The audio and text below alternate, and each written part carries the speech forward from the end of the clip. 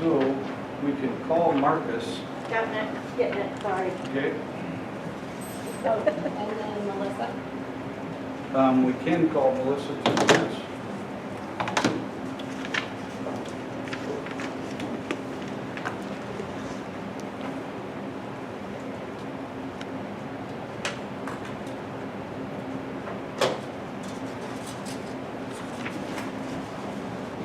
She got a landline?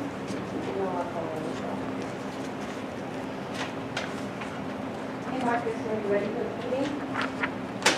Okay, I'm going to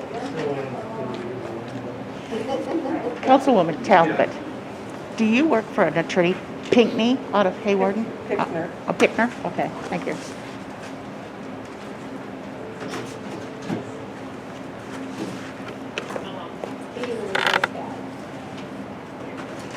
All right, this is online. So we have Marcus online. How are you, Marcus? I'm doing well. How are you guys? Doing well myself. I assume everyone else is because they're here. Melissa is also online. She's doing pretty well as well, but not as well as some of us that are here. So, Melissa, can you hear us? Okay. Well, it is officially 6:01 p.m. If we could, please stand and face the flag, and we will recite the Pledge of Allegiance. I pledge allegiance to the flag of the United States of America and to the republic for which it stands, one nation, under God, indivisible, with liberty and justice for all. Thank you.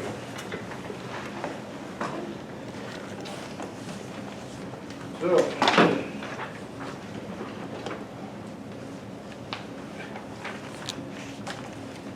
6:01 p.m. we open the meeting.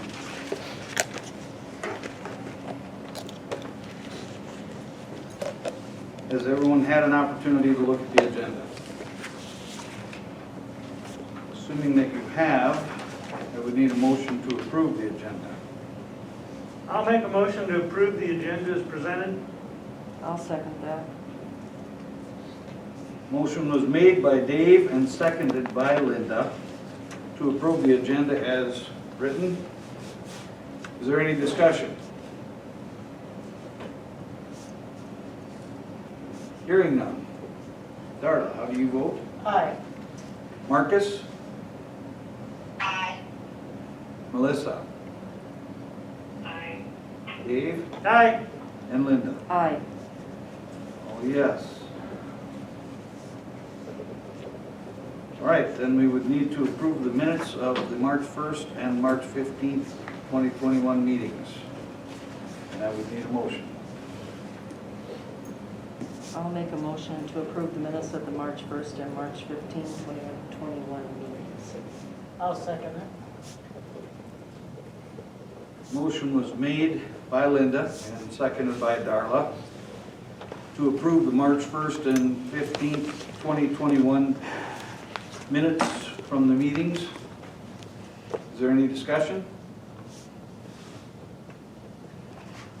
Hearing none. Linda, how do you vote? Aye.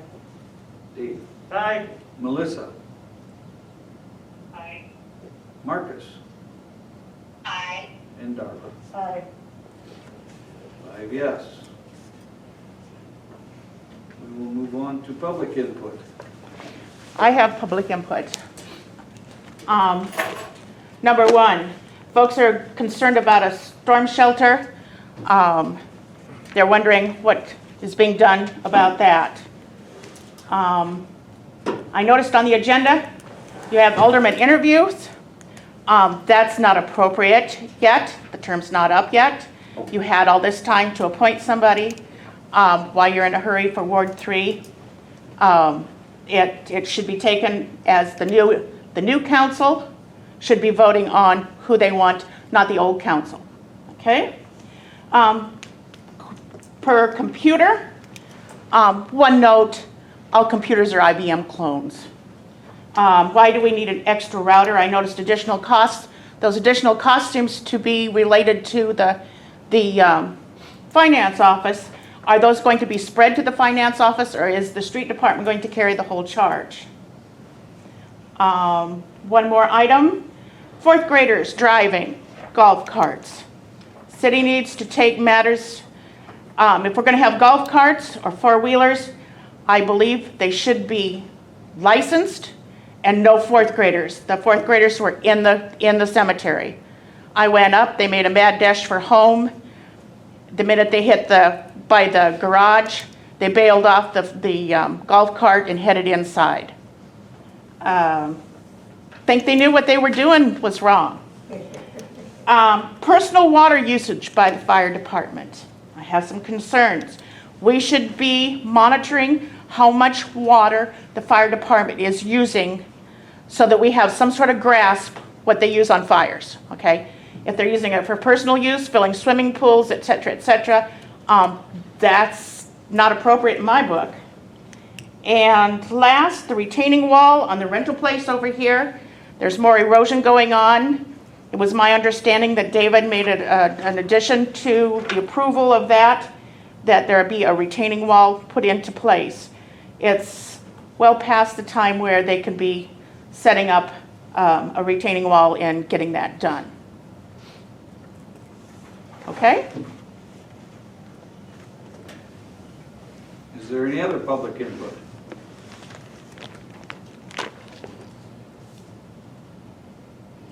Okay. Well, regarding the alderman interviews, I had just spoken with our legal counsel concerning appointment of an alderman for any ward, whichever ward that would possibly warrant an appointment, whether that would be Ward 2, Ward 3. And we have the luxury of doing that now, or we can wait until such time as it would be after the quote-unquote municipal election date. Let's see, today is the 5th. Our next meeting would be the 19th, right? So that would be after that date. Right. So, one thing that was brought up when I was talking with Melissa earlier was the fact that probably to be correct, if we were going to appoint an alderman tonight, we would have to then reappoint that alderman after the new council came into being after the election date. So, now, I say that only to say we can do that, but it's something to be aware of. We'd have to reappoint somebody that was appointed for this evening. So, what are your wishes, folks? I think wait. What did you say? Wait. I think we might as well wait. Mhm. 2 more weeks. I don't have a problem with that. I guess then, do we just not worry about doing an interview at this time as well? What do you want to do? I'm just asking. Do you want to do an We're going to interview? have to re-interview next week, though, no, Well, technically no, we speaking, don't. Sam just said no. I don't think you're gonna need to re-interview if it's the same people. Now, if you have another individual that between now and then We might wants to have to be interview that considered, you person. should probably grant them an Is there- interview. Is there not a new representative for Ward 1? Yes, there is one. yes, there is. She's not here right now because she's not officially on Ward 1 So I tonight. think it would be appropriate then for that council, the new council, to have the interview. Otherwise, she won't get to participate. Right. Mhm. Good point, thank you. Yep. So then we will just wait until 2 weeks from tonight to do anything. Yes, So We 2, won't have the new council till May. we won't what? You won't have the new council till May. Oh, we don't have them until May, so then do we have to wait 2 weeks then for the new Well, council? 4 weeks from, Well, well, Oh, yeah, a month. Yeah, we'll have to wait A a month. month then. Why do we not get them in until May? That's when the changing of the guards happens, is May. The first meeting in May. Used to be just the meeting in May. Now it's the first meeting in May.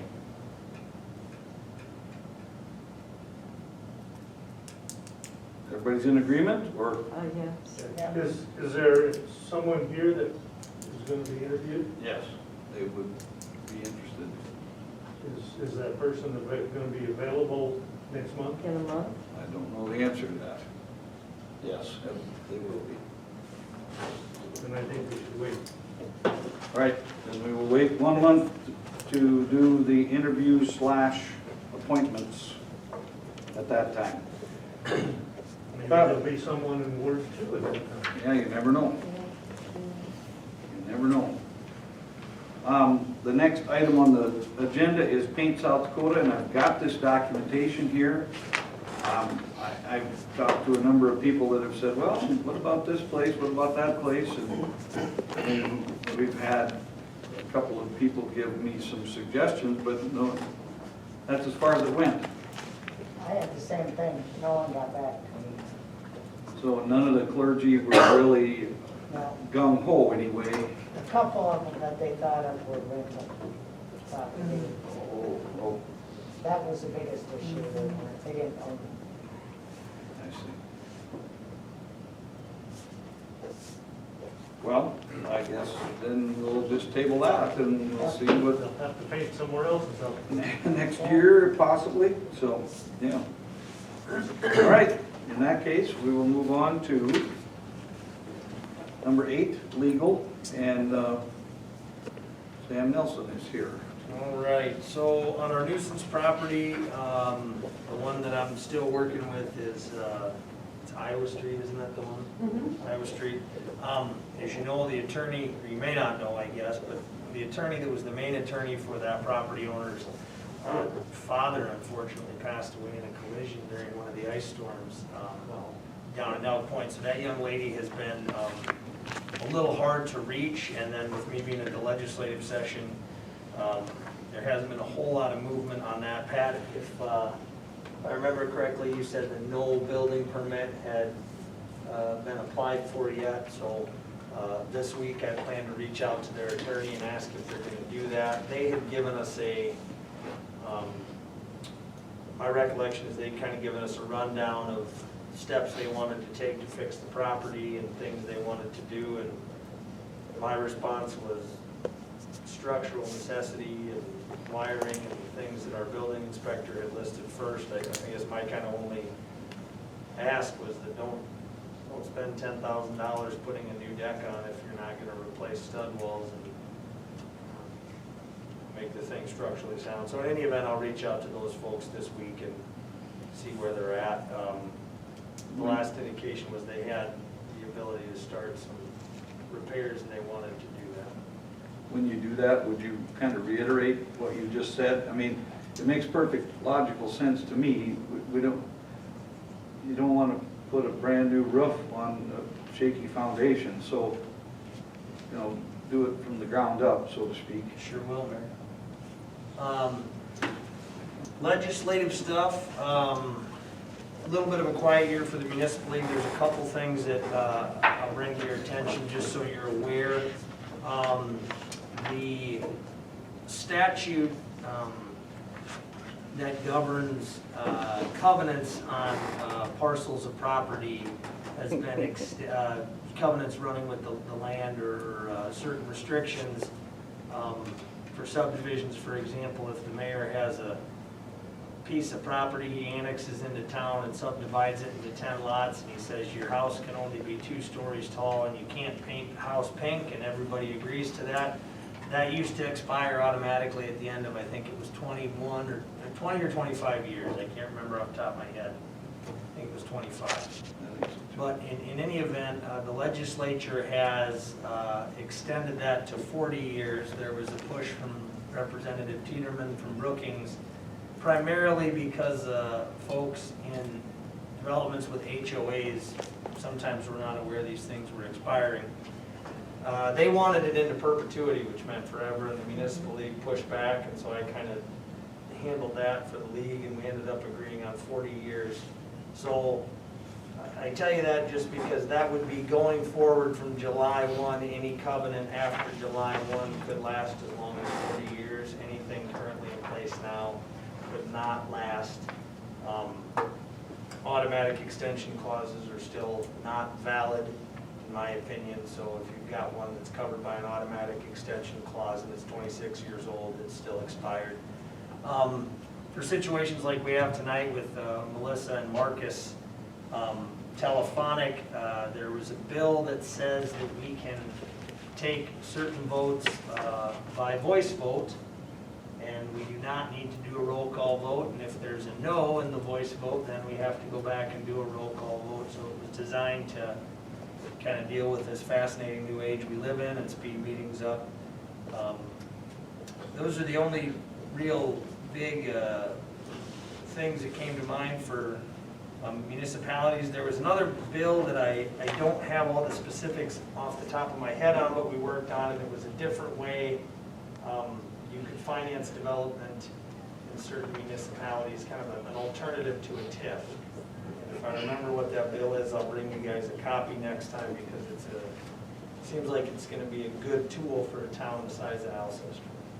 That's all I have with legal updates, Mr. Mayor. What about the marijuana? Oh, good. Yeah, the big thing, right? Yeah. Oh, I'll say. So,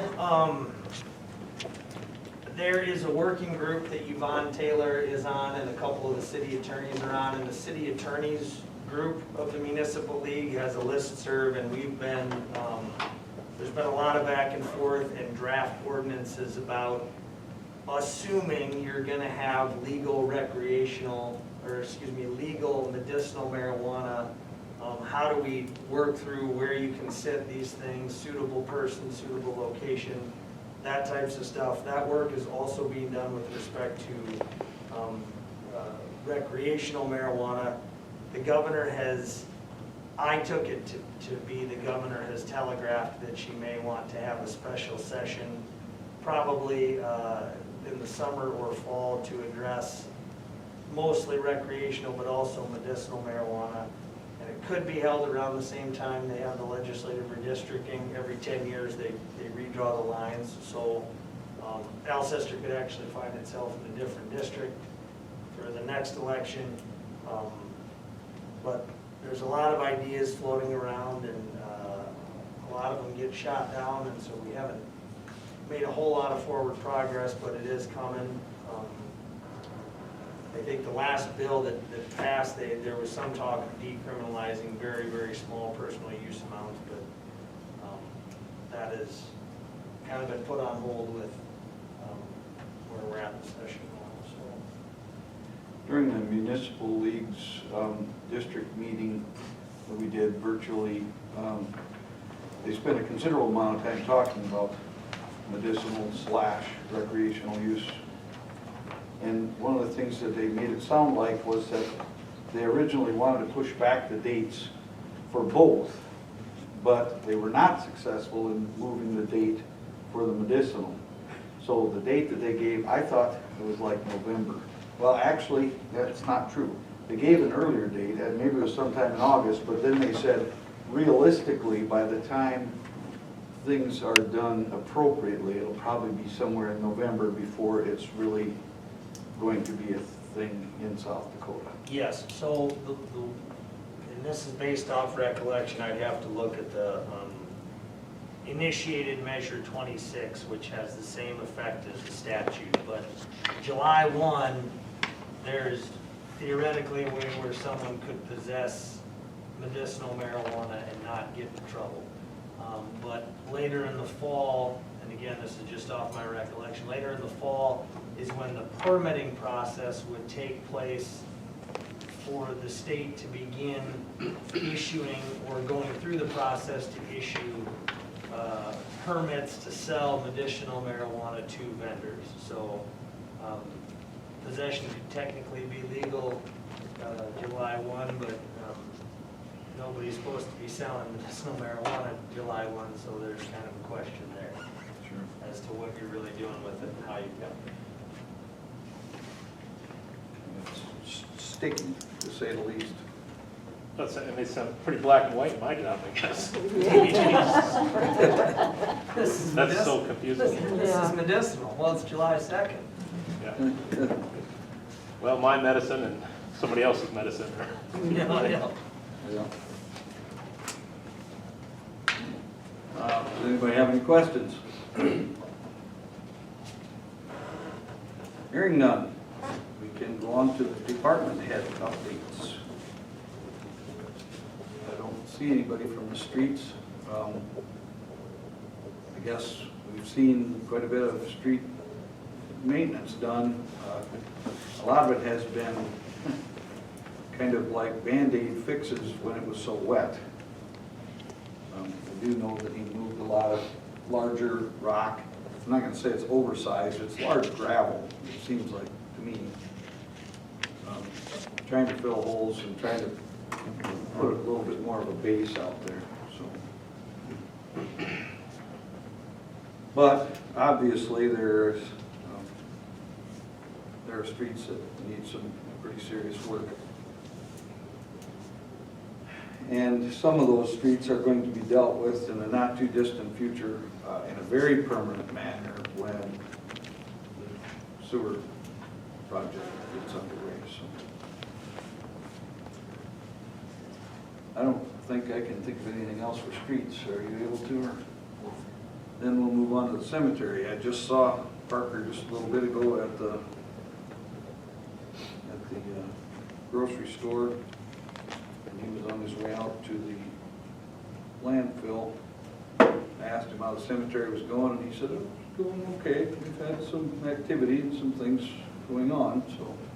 And I know we have had people come in and purchase plots and move plots, or I don't know what you call it, transfer plot from one person to another, or whatever. Yeah, we've had that, we've had purchase.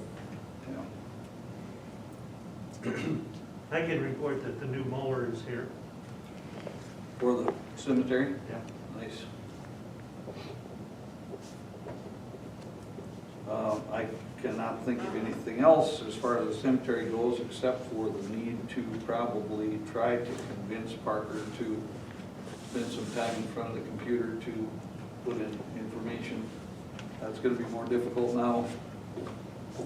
Unless, of course, it stays really dry, in which case there isn't going to be a lot of grass to take care of. So, Are we going to need to hire someone to replace Merlin. Merlin? Or is that just going to fall to Parker? It'll fall to Parker at this point. If the time that is the most critical for the cemetery to look good is the decorated holidays. So I will definitely make sure that it looks good for Memorial Day. I'm wondering if, I think Merlin used his own equipment. I wonder if He did. We tried to get him to let the cemetery buy him a weed eater, but he did not want that, so. So the cemetery may end up needing a good quality weed eater. We have one. Oh, we have. Mhm. Yep. No problem then. regarding water, and probably more specifically wastewater, I know that the people that are dealing with Dale regarding the wastewater from the new community center are working on that. Working on trying to tie water and wastewater together. They had me go and run some water at my property this afternoon, and they wanted to see exactly where it was coming out so that they'd be able to run a camera up and figure out how far that run goes and whether it goes across the street. And unfortunately, it does not. So probably about from my driveway there north is all going to have to be torn up, which is going to be a kind of a zoo when you look at the intersection there. They can't bore into that? I don't know the answer to that. I mean, maybe they will bore underneath, what is that, 6th Street or what? Yeah. It would be 6th Street? I don't know.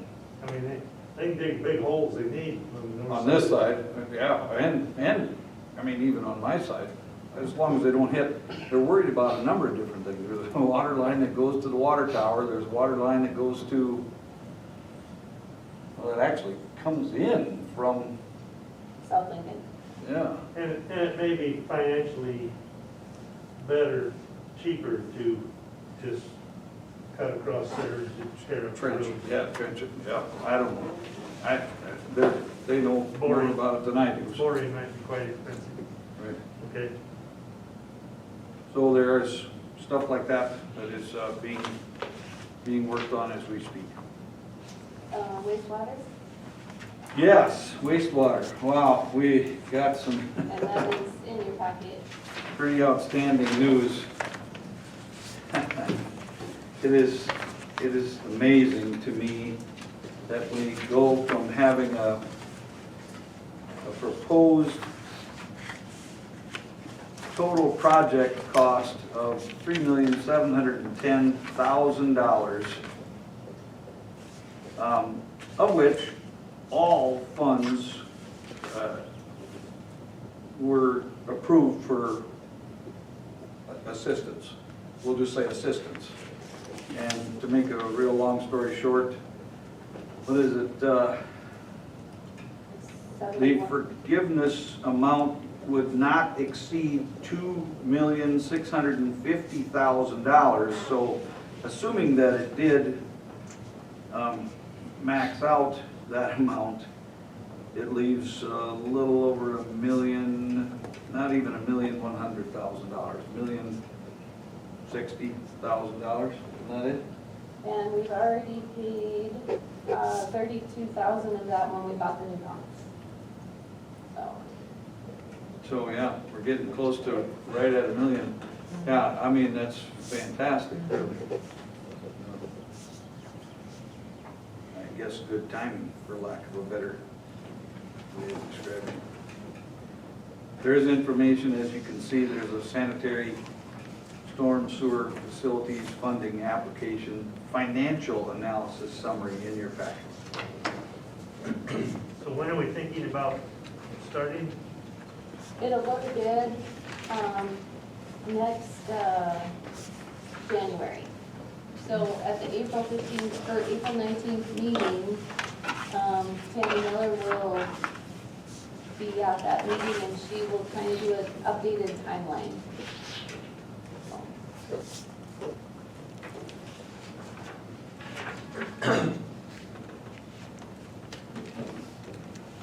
So that is good news. Until we get to the rate hike. Right, but the rate hike is, I mean, we all were steeling ourselves for numbers that were just scary large as far as the rate hike goes, and when you take that percentage off of there, it's going to make it quite a bit smaller, so. Either that or else we don't worry about our sewer, which we had, so. Any other input regarding water/wastewater? Not, we will move on to the police department update, and Chief Christie is here. Yep, just, you guys have stats in front of you for the month, the last month. And the other thing I threw in there was, there's a class down in Sioux City that Austin would like to attend. It's the third sheet that you have. It's a kind of a nationwide, very well-known instructor that goes around and talks street cop. It's kind of just getting back to the basics of street cop. Austin would like to attend to it. He kind of follows this instructor online. It is $299 for a one-day class. It's in Sioux City in August. So I think we kind of have a little bit of a budget. Would you agree for that kind of stuff? Education or continuing Yeah, education? and I don't know. That would probably be one this year that he would like to attend, so thought about getting him signed up for that. If it's not booked out, I guess this guy, wherever he stops, it books out really quick, so.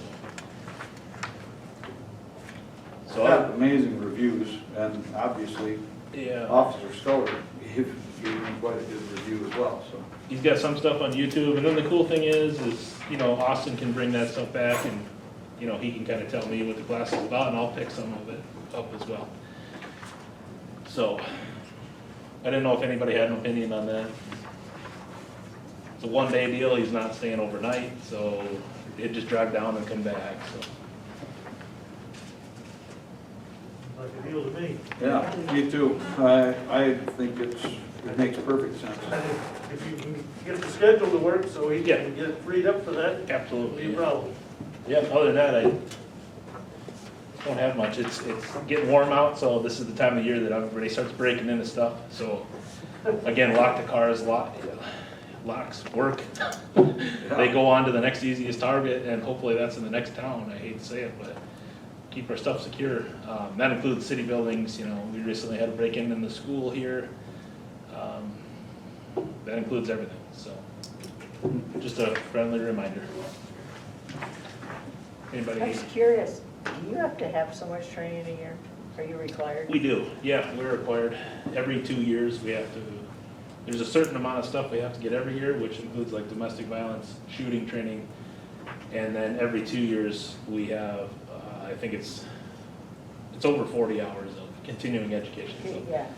My work does too, and I've been chasing it the last. Yeah, week, so yeah. I was just curious.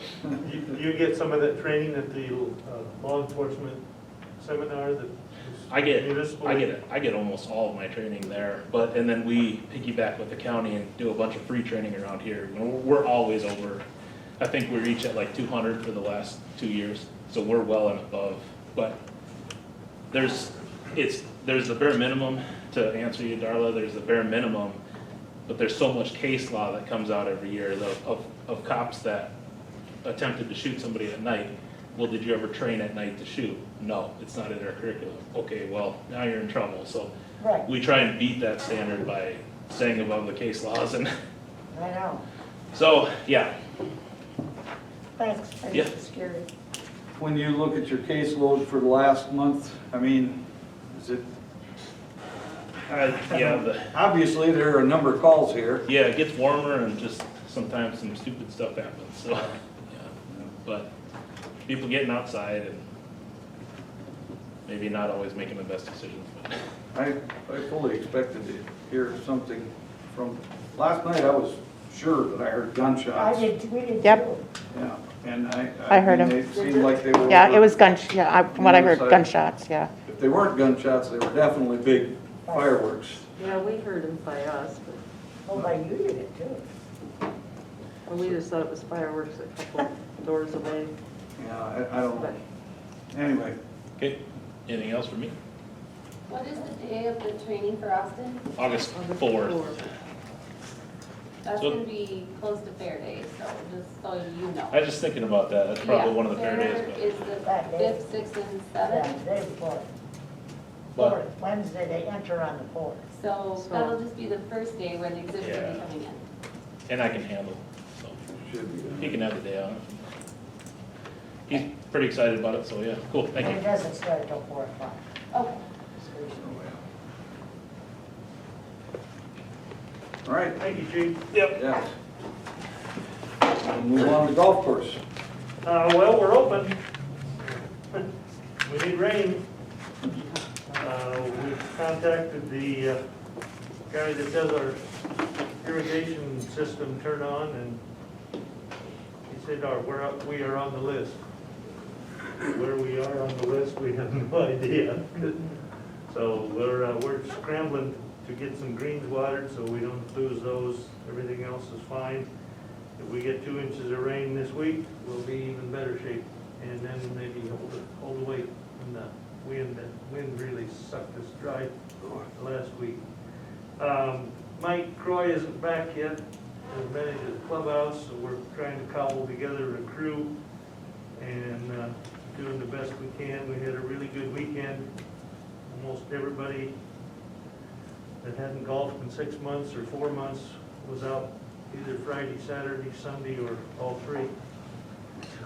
It was a wild time, but we're off and going. We interviewed April Heitzman, possible clubhouse attendant.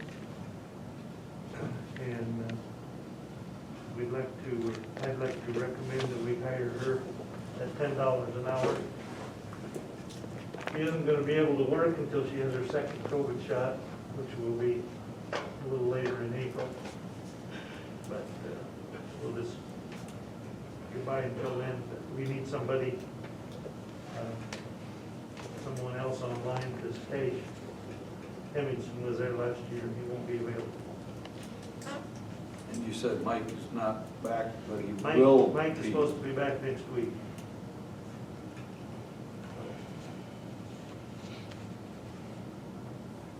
Well, I don't know if you wanna, if you got more, or if you wanna pause and talk about April Peitzman. That's all I have, Okay. unless there are questions. We would need a motion to hire April Peitzman as a clubhouse attendant.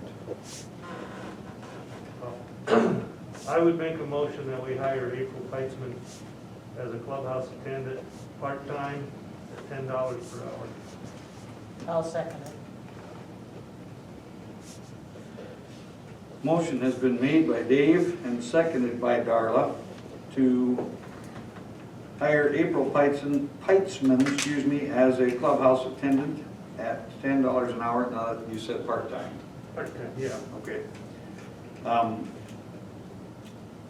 guess we don't have to do a roll call vote, and so, is there any discussion on this? If not, all in favor? Aye.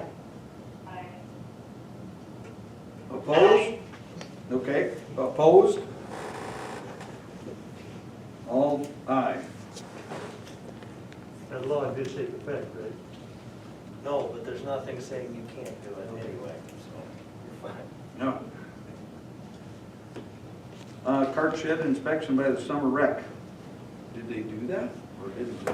I have made contact with Josh Carlson from the Summer Rec Group, and we've talked a bit, but he said he was gonna have somebody come and look at things, and I don't know that that's happened yet, because I told him to get in touch with me so I could, be there and show him around, unlock stuff and whatever, but, so, as far as I know, it hasn't happened yet. Well, obviously then we wouldn't have a motion, so we'll just table that for now, or not table it, we'll just wait until next meeting, hopefully. Anything else for the golf course you can think of? No? Come All right. on, get some fresh air. Yeah. Then we'll move on to the library.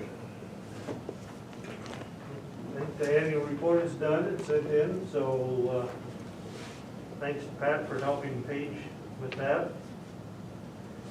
Now Paige is already starting to do plans for summer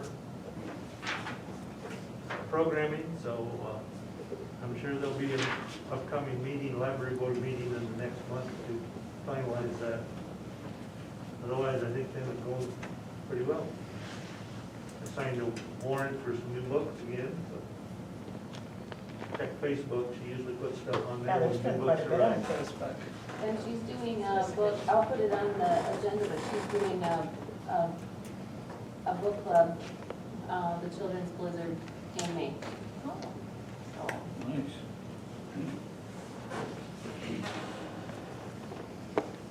Encouraging. Anything else that you can think of? Okay, then we will go on to the committee chairperson updates. I don't know if anybody was prepared for this, to actually talk about their specific committees.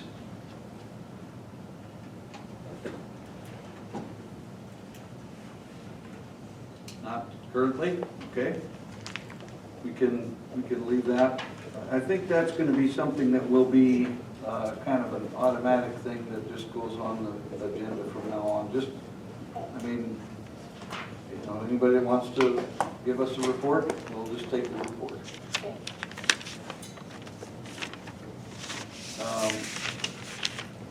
We'll get to that, okay. So, then we'll move on to number 10, and somewhere, I know I saw something about a post hole digger. Oh, yeah. You got an email here, and there's a picture on the back of the email. There's a big auger that they want to purchase. It has 3 attachments, 10, 12, and 14 inch. So it's Axel that has it, and I did not know that we'd been the only people that had used it. Anyway, he approached the city about wanting to sell it and gave us first bids at it, and the price is $1,200. And if you look at, like this particular one that I took the pictures off of, this came from like an auction time type site, and it was a $2,100 auger. So it connects to the skid loader with a quick attach connection. So, and Since I'm gonna be putting in 3 trees here shortly, I could sure use that.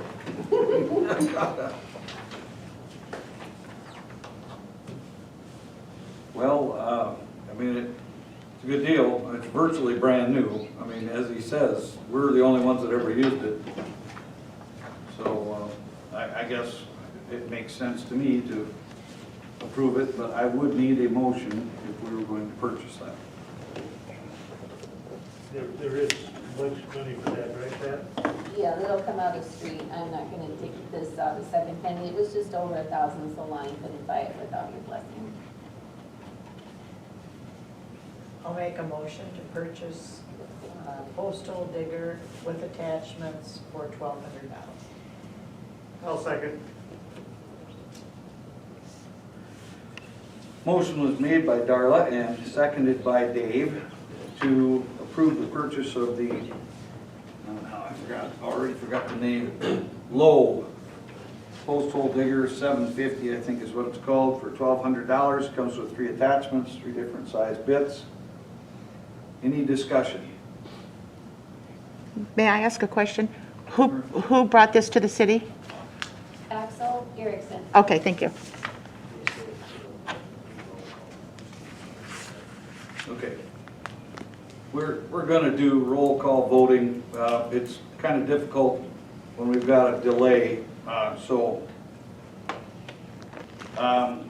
If there is no other discussion,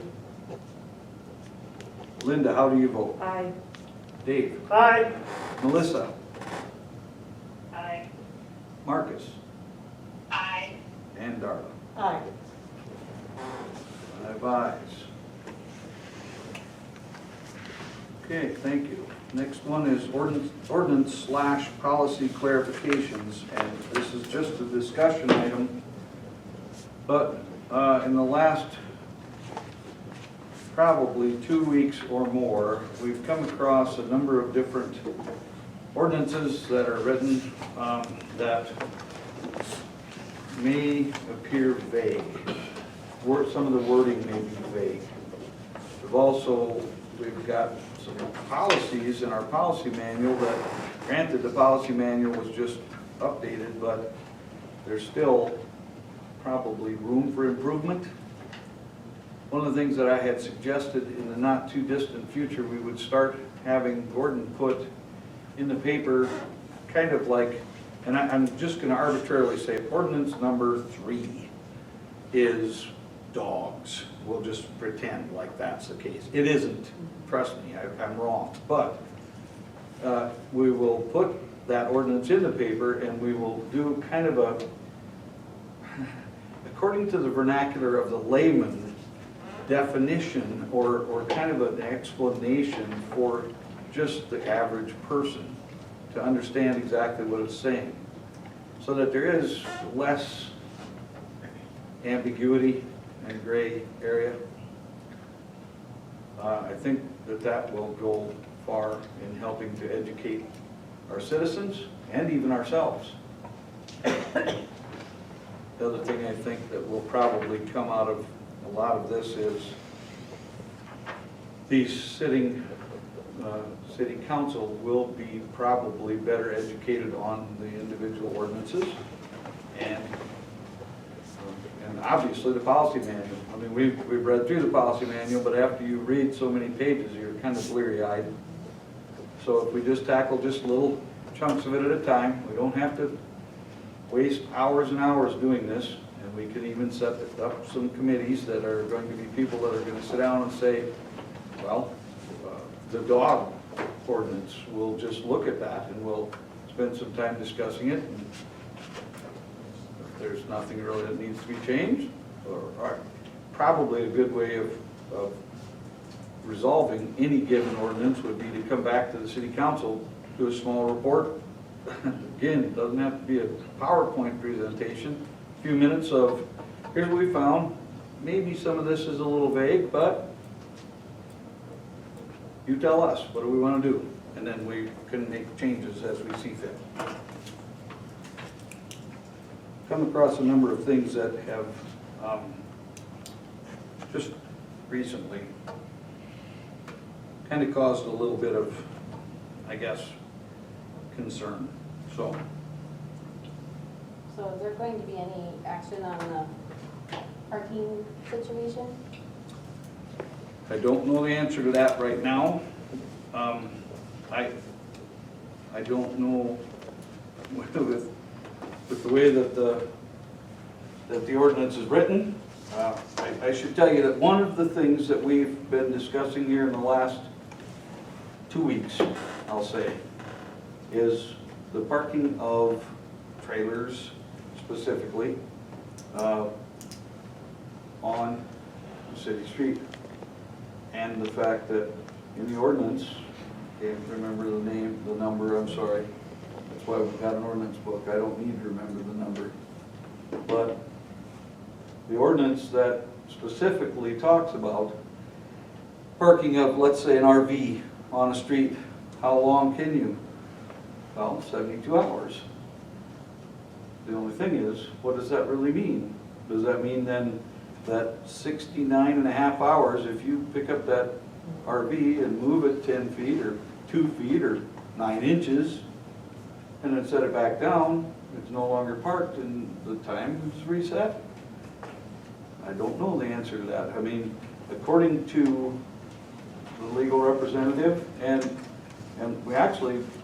you visited with Tom regarding this too, that's not their take on it.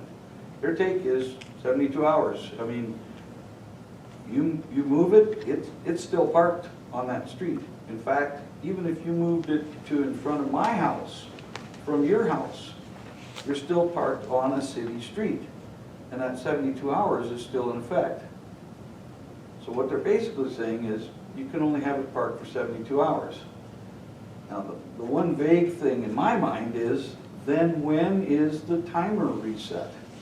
And I know I've heard a number of people say, well, if you take the camper out camping and you're gone, and you were gone for 2, 3, 5 days, however many, and you bring it back, you got 72 hours.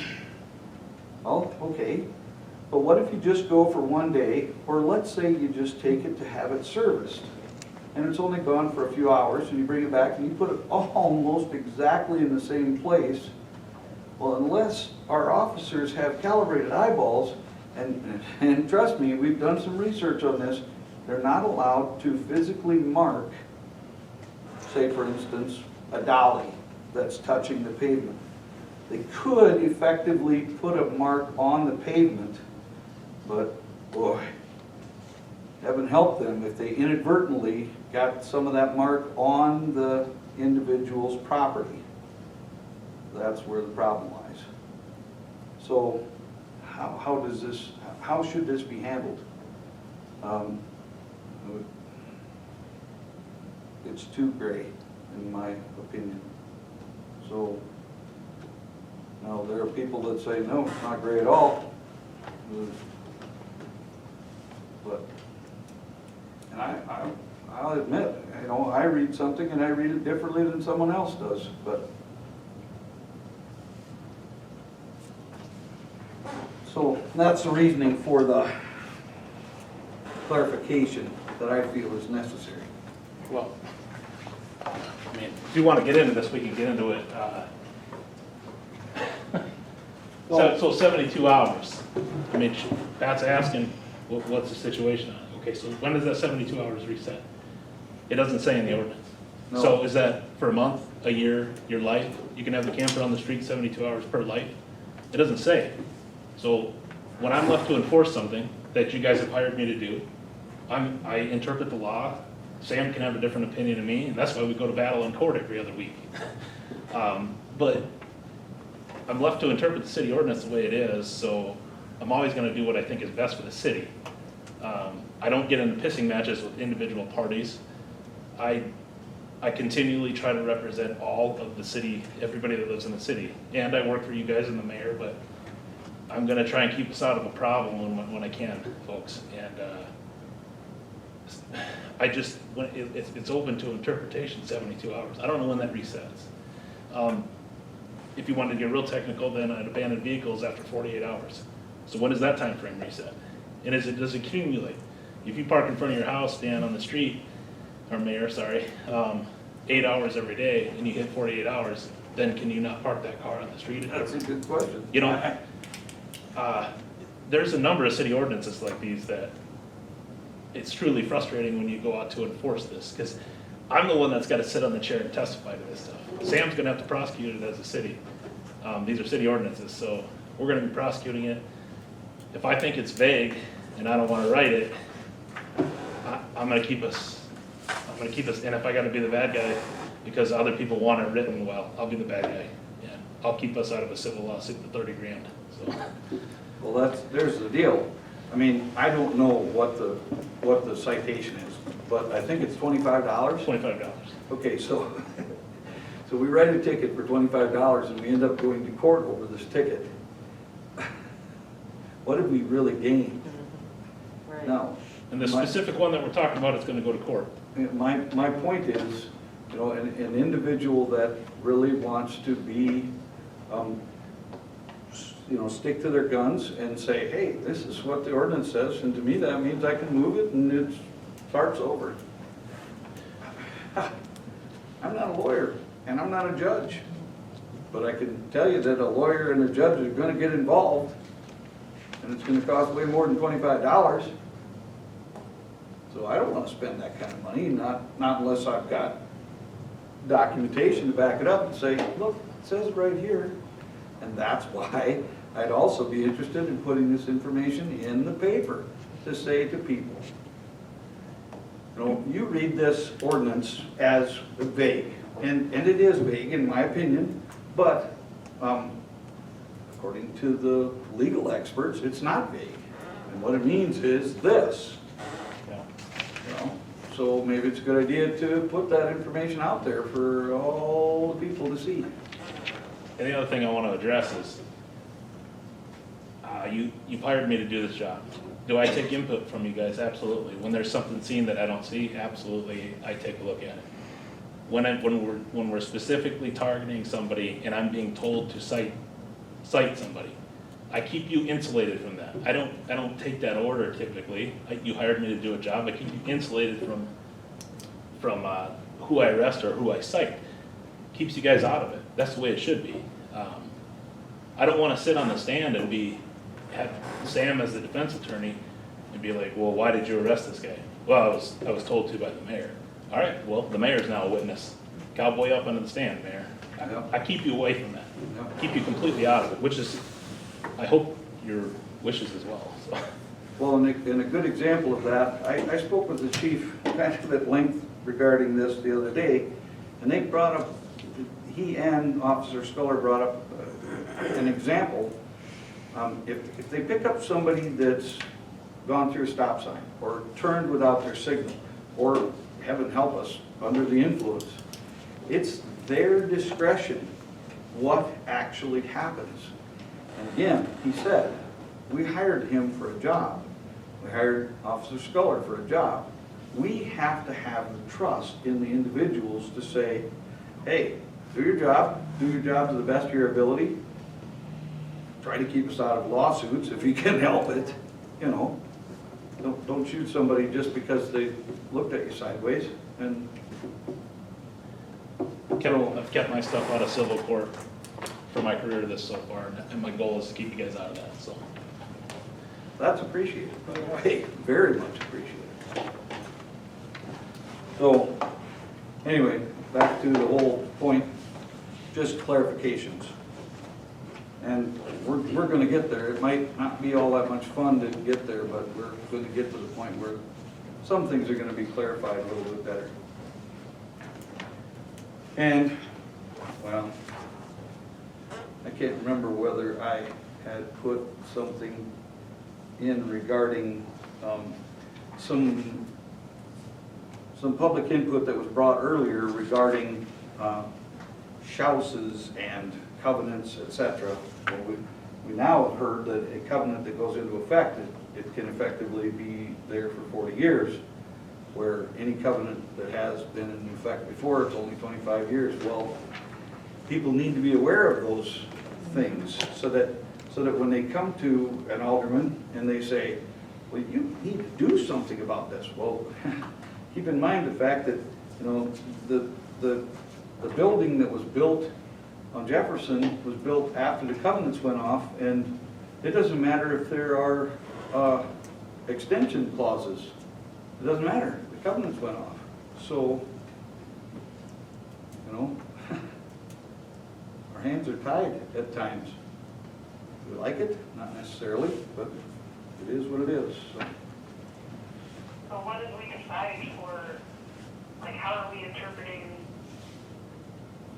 chapter 705? Are we saying that it's 72 hours and you have to move it, or it's 72 hours and that's it, so it's got to be gone permanently? I'm not sure we've actually fully interpreted it. I think I've got an interpretation. I guess I don't really know. I think that it's 72 hours, and I think that somebody that goes camping with their RV and they leave, you know, they bring it in and they have it sitting in front of their house Thursday because they're going to leave Friday night, they're fine. They leave Friday night, they come back Sunday or Monday, and they've got it sitting there for a day or two while they, you know, unload it and everything, and then possibly repack it. Well, that's fine. And they could do that every single week. Well, obviously, just like you said, Chief, it can't be cumulative because, wow, that's a lot of hours, you know, way more than 72. So how do we deal with that, Melissa? What is your take? And same with you, Marcus. You got an opinion on that? I mean, the way that I'm reading it is that as soon as law enforcement sees a recreational vehicle on the street, they're supposed to tag it immediately with a warning ticket. And on the warning ticket, it's supposed to say that they have 72 hours to move it. And if they don't do so, then it gets towed. That's how I'm reading it. Okay, so you said one key word, move. What does that mean? Remove. Okay, so basically take it off of the Alcester city streets. That would be my interpretation of the word remove. Okay. For how long though? Like you said, the people that go camping every week. Or bring it back for the Yes, whole week. yeah, I mean, you know, what, do they have to park it outside of the town and load everything there? Well, maybe we just need to change the ordinance. Maybe we need to specify that it needs to be off city streets for 24 hours, Yeah, or 48 or something, yeah. or just as an example, I'm not saying that has to be. Exactly, Yes. and that's my whole point too. I'm not trying to put any hard, fast numbers together, but I am saying it's vague enough that something needs to be clarified. And once it is clarified, then we have the right, I mean, to do just exactly what you said. Mr. Mayor, if I may be recognized. Yes. Be very, very careful. Semantics is the thing you're talking about.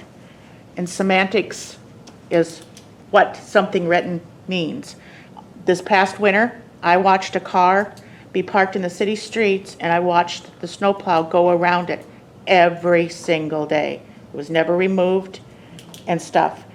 And the other thing I want to really caution is, are there circumstances in play contextually that it could be cherry picking an individual or retaliation? You want to be really, really careful, because That's exactly what we're doing. it won't be Being just, really, really careful. it won't be just going to court to fight a ticket. It could be preferential or non-preferential treatment, and you want to avoid that. Just an opinion. It's just a test. By the way, yeah, the fire chief talked to me today, and they're doing quite a bit of testing, and they're doing some repair on the sirens as well. Well, on the snow removal, I have lodged that complaint for a long time.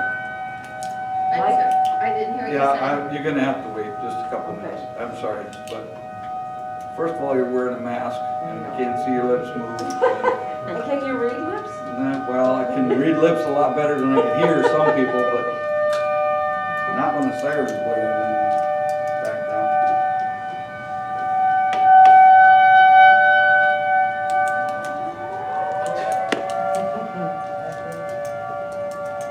On a good note, they're loud. I mean, hopefully, we have a tornado heading our way, people wake up and find protection, wherever that protection might be. Okay, what were you saying, Linda? On the street removal for the snow, I have lodged that complaint a lot. The same people park on the street and never move their cars. We have one street that I go down and people on both sides don't move their cars for the snow removal, and you can barely get through. And they have kids running across the street constantly. And we need to ticket them. We have someone to town that would tow it if we have to. This is revenue for our town. True. And, you know, Now, that being said, it would then be the street department's responsibility to yes, set the, right. But we used to have The it condition. 2 or more inches. That is what it was. Am I right, Pat? It is, and that is what is written in the ordinance, but it's also up to the street superintendent Yes. to issue the snow alert. Once the snow alert is issued, then that alerts the police But department. we need to do that. We need to do that. okay, so anybody that's on the street department, that's on the committee, whether they be the chairperson or just a committee member, write this down so that you can actually discuss it as a committee and then talk to the street department people and let them know that this is Yes. really a concern. It is. We're not just trying to be harsh. Yeah, I don't care. Once in a while would be okay. But when it's every single time and they don't ever move it, they never get a ticket, you Yeah. know, then don't have the ordinance. Then we just will not have anything. Just let everybody park on the street. Well, and I would just like to offer one comment about the 72-hour parking. The only 2 people that were part of those ordinances when they were being created was Dave and myself. And the reason that's even in there is for the purpose of loading and unloading your, RV. whether it's an RV, whether it's a cargo trailer with supplies, or whatever the case is. And the purpose of that section in there is just to let the public know, you have 72 hours to load and unload, and then it has to be gone. And that's the purpose. So And you can do what I do. Gone forever, or gone? it has to be off the city in street. future, or- It has to be off the city street. Right, So so if that means that it's on your property, which we address that in the ordinance as well, it now needs to be a spot on your property that is either concrete or gravel, but not grass. So, but anyway, that's the whole purpose behind it. It's just for loading and unloading of vehicles.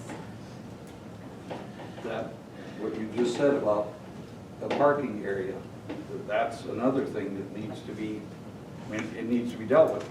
Either we are gonna have that, or else we're not, because it's happening all over. So, I don't know. And I think that we do look like we're, well, you know, you did it, but you're doing it too.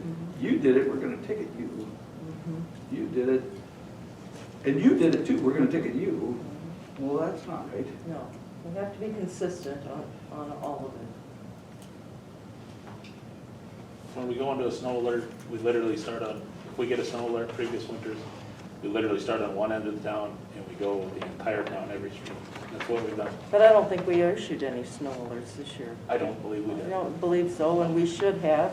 Because I'm that's not something saying that, it's not your responsibility, but I think we should have. There were times that there was a lot of snow Right. in the streets. and we typically communicate, you know, hey, there's a snow alert, so let's Mhm. get the snow alert tickets out. Anyways. And Mr. Mayor, when we get that problem figured out, then we can start dealing with the derelict vehicles that are sitting around. Absolutely. I mean, there are a number of different things that are just kind of sliding through the cracks. Yes, I agree. So, and buildings that, I mean, we're gonna put an $8,000 deck on, but we're not gonna fix the foundation. The thing's gonna fall down. Mice and cats, entire badgers are in there because they can fit through the holes, but got a beautiful deck. So, anyway. So, Melissa, your question was, have we come to a conclusion? And I would say the answer is no. But I think that we're going to. I don't know any other way to handle this without causing some possible litigation. Whoa. Wait, what? Well, you asked about the 72 hours. So you want to take it through litigation? No. As a matter of fact, that's why we're not going to do anything right now. I mean, we do need to make a decision, but I think it's going to take a little bit of review on the part of, you know, another committee, or I don't care, pick a committee, the streets committee. They review the street type ordinances, and then they look at things like this and they say, wow, that seems a little vague. And if anybody's got some input about an ordinance that they think is vague, feed it to the right committee and we'll, but I don't think we've made an actual decision as of right now. Okay. I was just wondering, like, if the purpose of it was so that the same trailer or camper or whatever can never be parked on the city street twice. I don't believe that's the purpose at all. If you get a trailer with license plate XYZ, you give them a warning ticket, they move it, and then the next day it's back again. Is that a violation? I guess that's the part I don't understand. Great question. I agree. I think that's where the vagueness is, and that's what needs to be mopped up. So then, do we need to rewrite the ordinance, or?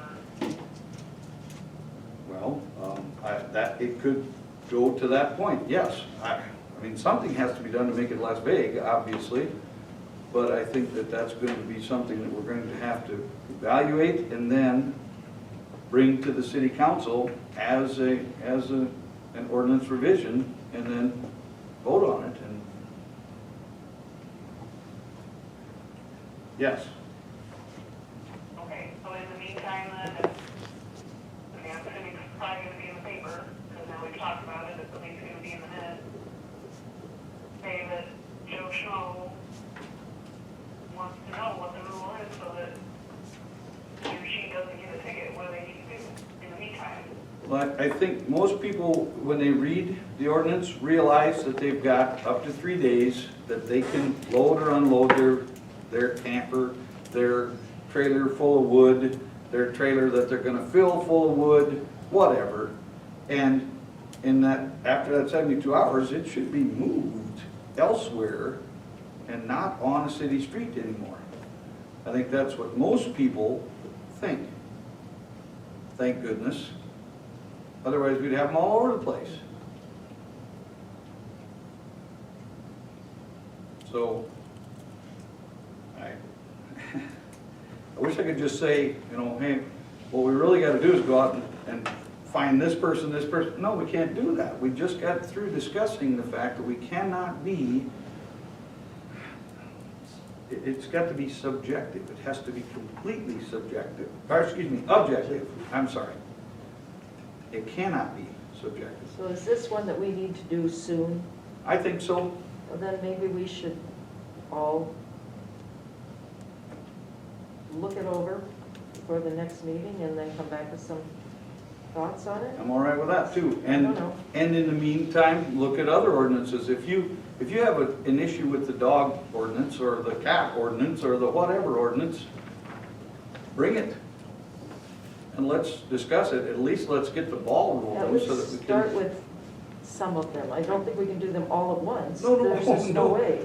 We No, need I'm to talking just about do- doing 2 Yes. a month. Okay, I that sounds. mean, we don't have enough life to do them all at We want once. to specifically say which ones we want to do then? For this one, it's, we don't. what Right now, number? let's just focus on, what What number number was was it, Melissa? Chapter 7.05, parking. 7.05. And I think moving forward, that's probably how we should do it, is we should just take chapters and say, we're working on 705 now, we'll work on 706 next time. I mean, if there's a super small chapter that you could do too, but like, Right. Okay. because Unless, 705 is a lot of parking and stopping. right, unless of course 9.05 happens to be fire danger and we're in a fire danger time. I mean, you see what I'm saying? So we've got to be flexible enough to be able to move throughout the book.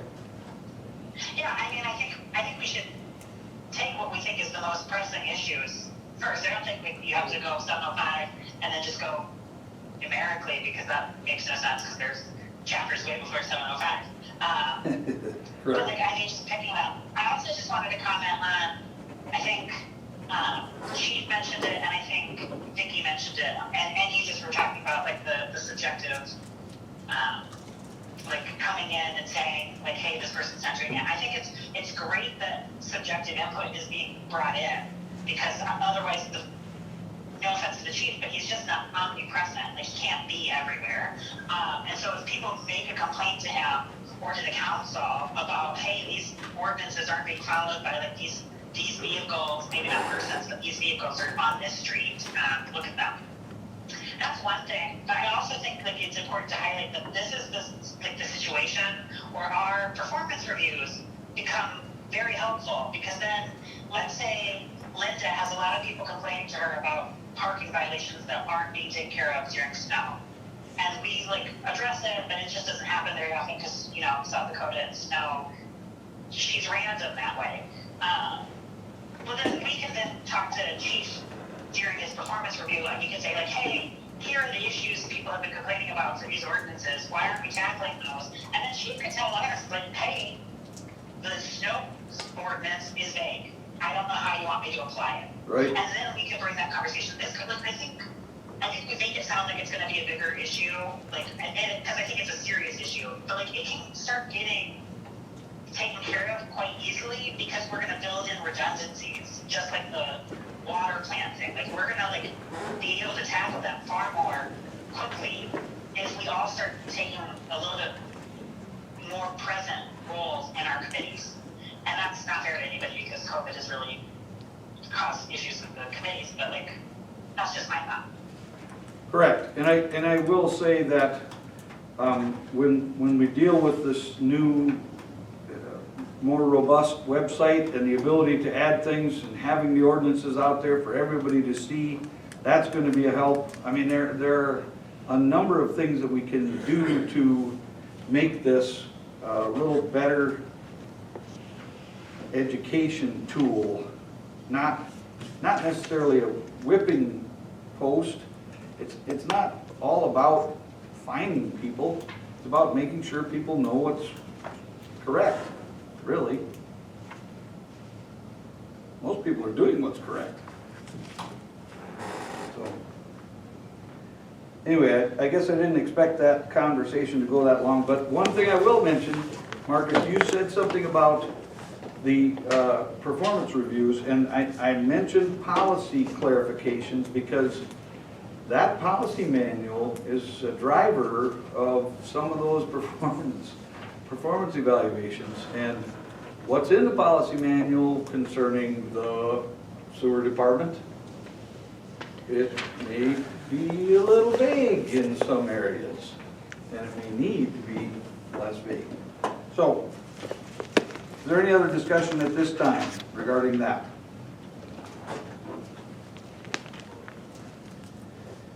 Hearing none, we will move on to item number 12, which deals with Resolution 2021-03.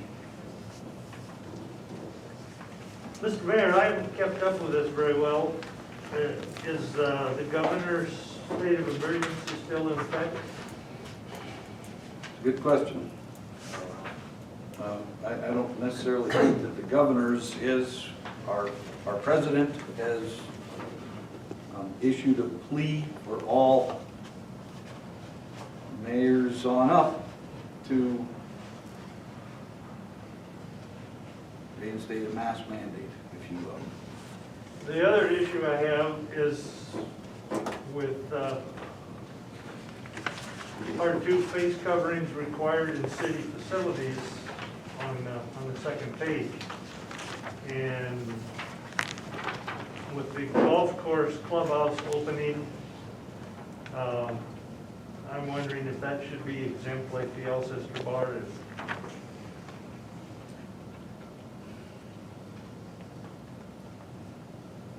Good, I would agree. good question, and that's a valid point. Obviously, when they're consuming food or beverages, they Yeah. can't wear a mask. I mean, But then food and beverages are already exempt. right, that's, And then I guess I don't know, because I'm not in the golf club every day, all day, but when I was there, people just don't tend to sit there for long periods. While I was there anyway, I sat there for long periods, so I guess there's that. I contradict myself. So I guess I just wonder if wearing a mask would really be a problem for the people who are just coming in and out for like a single second, you know? How about the workers? Well, the workers would still be exempt if it's part of their pod. So if it's just the worker inside their own facility, then they would be exempt. What about the swimming pool? That would be fourteen too. I don't think masks work at swimming. outside. yeah, I But think, the pool house isn't. While they're inside. right. Well, are you talking about if they're purchasing some candy or something like That's, that? that's a city facility. Right. Well, I guess, would you consider the person, I guess I'm trying to visualize the pool house right now. Do they actually enter the facility to do the purchasing? Well, they're underneath the roof, they're in kind of a open hallway, because the door is basically wide open behind you. Does it say anywhere if they're outside? Am I missing that? One second, I'm looking for it. Enclosed, under definitions, one A shall mean any enclosed Enclosed building. building. So that probably, Right. Yeah, so like if they're standing right in front of the counter, Concession stand, yeah. yeah, thank you. I'm running out of words here. If they're standing right in front of it, I guess no, they wouldn't need to because they're not in an enclosed portion. The next question though would become, are there little rooms? I've never actually been in the swimming pool clubhouse thing. Are there little rooms where they change into like swimming trunks? yeah, Yes, there are restrooms, one on each side, male and female. Because that would be enclosed. True. No doors. There's no doors though. Yeah, it's not enclosed like an office. The doors are actually open, they're openings in the wall. So, it's not really by definition an enclosed space. I guess if you went into a stall and shut the door, I mean, We don't have doors in the stall either. Okay, We have a so- curtain. all right. I don't think anything's enclosed at the pool. Wouldn't then it I be guess just, it wouldn't count. wouldn't it be just simpler to add the swimming pool as a place that's exempt? Yes, and the golf course And a golf. clubhouse.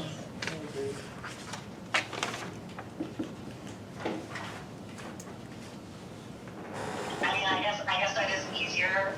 I would say,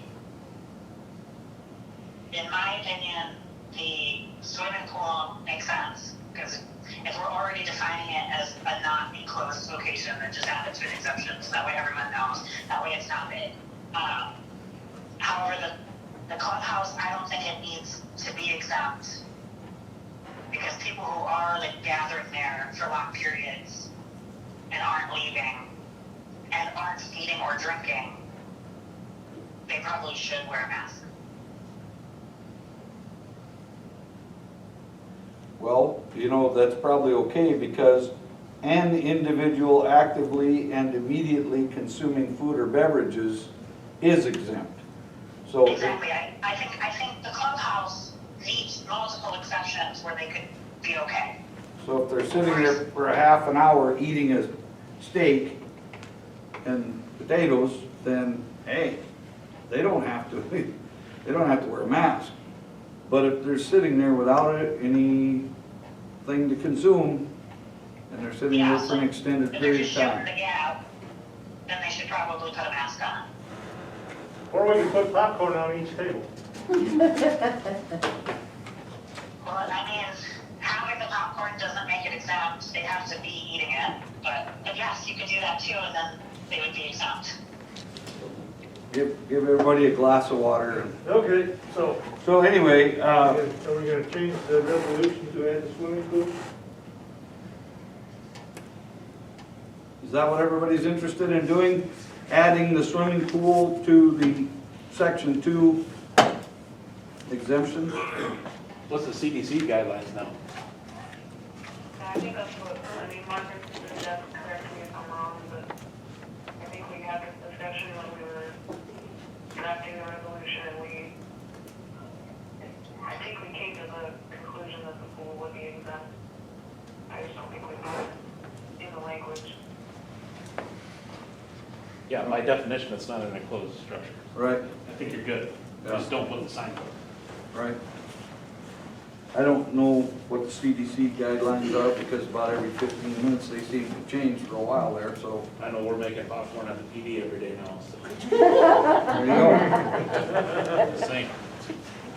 So in order to go forward then, we're going to just change, or we're just going to add item 5, city pool, Alcester City Pool. Well, didn't No, you he think said we we're didn't not- need it, okay. didn't It's you? not enclosed. You're good. I'm sorry. So we don't even need to do We anything? don't need to do anything. Look at that. Wow.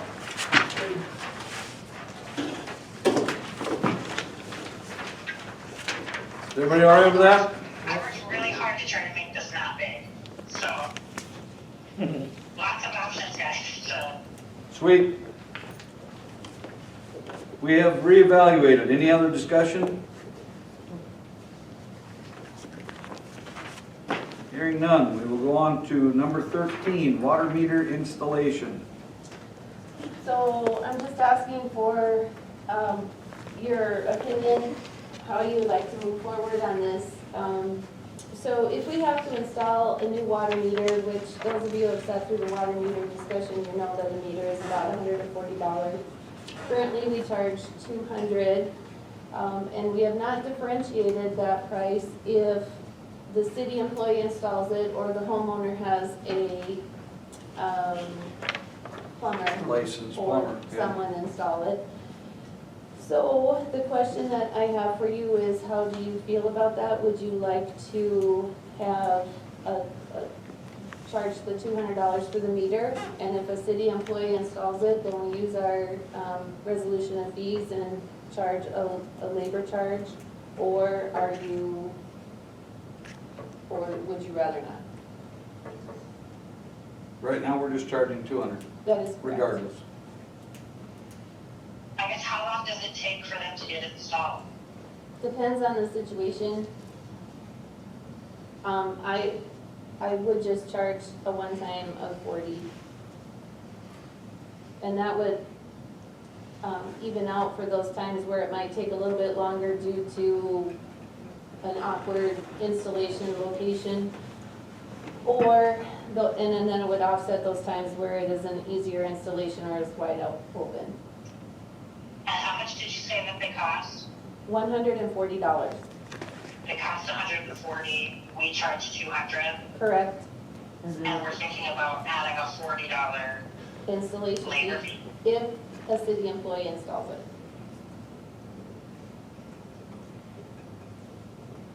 I think we need to make sure if they're gonna have somebody else install it, it needs to be a licensed plumber. Absolutely. Because you could get somebody else in there and have a real disaster. But it's in their house. It's in their house, yeah, and Well- we test it, so Okay. if Dave wanted to install his meter, and he tells us, yep, I've installed it, so then we'd have a city employee come out there and make sure the And meter on the test it. outside Okay. works. Are the laws the same for somebody doing their own plumbing as they are for doing your own electrical work? No, electrical is much more stringent. Well, I can do my own electrical work and I don't have to pay for anybody. Inspected. Well, you're supposed to get a wiring license, a homeowner's, electrical license. Well, I didn't mean that. What I'm saying is I can do that and I don't have to pay somebody to come in to Right. do the labor. Right. So, I mean, can you do the same thing with plumbing? And evidently you can just do it whether you, I mean, It's not so much a question of that, it's a question of, for those situations where homeowners want a city employee to install it. right. It's not whether Oh, they're okay. capable or not. Well, I know some of the companies that came to talk about their meters gave us information about installation. What were their prices for 80 installation? to 100. Yeah, so now that 60, that is the extra. 40. Oh, I see. Well, Yes. From 140 Yeah. to 200 is $60, so now that 60 is not even adequate to Right. cover the installation done by the company that provides the meters, so. And this is just the meters that we have now. We're not talking about the meters that will be needed to upgrade to when we go to a different. This would just set the precedent from this point into the future. Not when we go to do the other project, but, because that project will be its own little entity. But this would be setting the precedent for after that project is done and a meter breaks and the homeowner wants the city employee to install it. I guess, are these water meters meant to be like a source of revenue? Yes, the water is an enterprise fund, so water, sewer, garbage, golf. Those are all things that's how the city makes money. And taxes. But the meter itself isn't water. So we charge for water use, but is the water meter itself meant to be a source of revenue? Anytime, as a business person, I mean, anytime that you offer a product for sale, you don't sell it at cost. You want to have some sort of a markup on it because you had to buy the meter, you had to stock the meter, you had to bring the meter to this individual. I mean, you're touching that meter. So yes. I mean, I understand that that's the case for businesses that are meant to be for profit, but like cities aren't really meant to be for-profit institutions. They're meant to just better their citizens. So I guess my point is that why are we I disagree with you increasing on our that, revenue? Marcus. I disagree with you on that, Marcus, because the enterprise funds are meant to make money because that is what enables us to transfer money from those enterprise funds back to general fund when we have a shortfall. But if we're requiring them to have a water meter, then it is somewhat like a fine, not really like a service. The city will buy your first water meter. So if you were building a new house in town and the city will put in your first water meter at no charge to you. After that meter either breaks or gets over a certain number of gallons or a certain year and age, then you need to get a different meter. And can you replace the meter yourself completely, or do you have to use a city purchased meter? No, a homeowner could do it themselves if they felt inclined to do it. He's Or talking about, if- can we just go down to Walmart and buy a water meter and put it in? Oh, no, we are specific about our meters. Has to be compatible. So we sell the meter and then we would let them choose who installs it. If that's what they would like, but some of our homeowners would like to have a city employee install the meter. No, so my only question is, the water meter itself is mandated by us. Correct.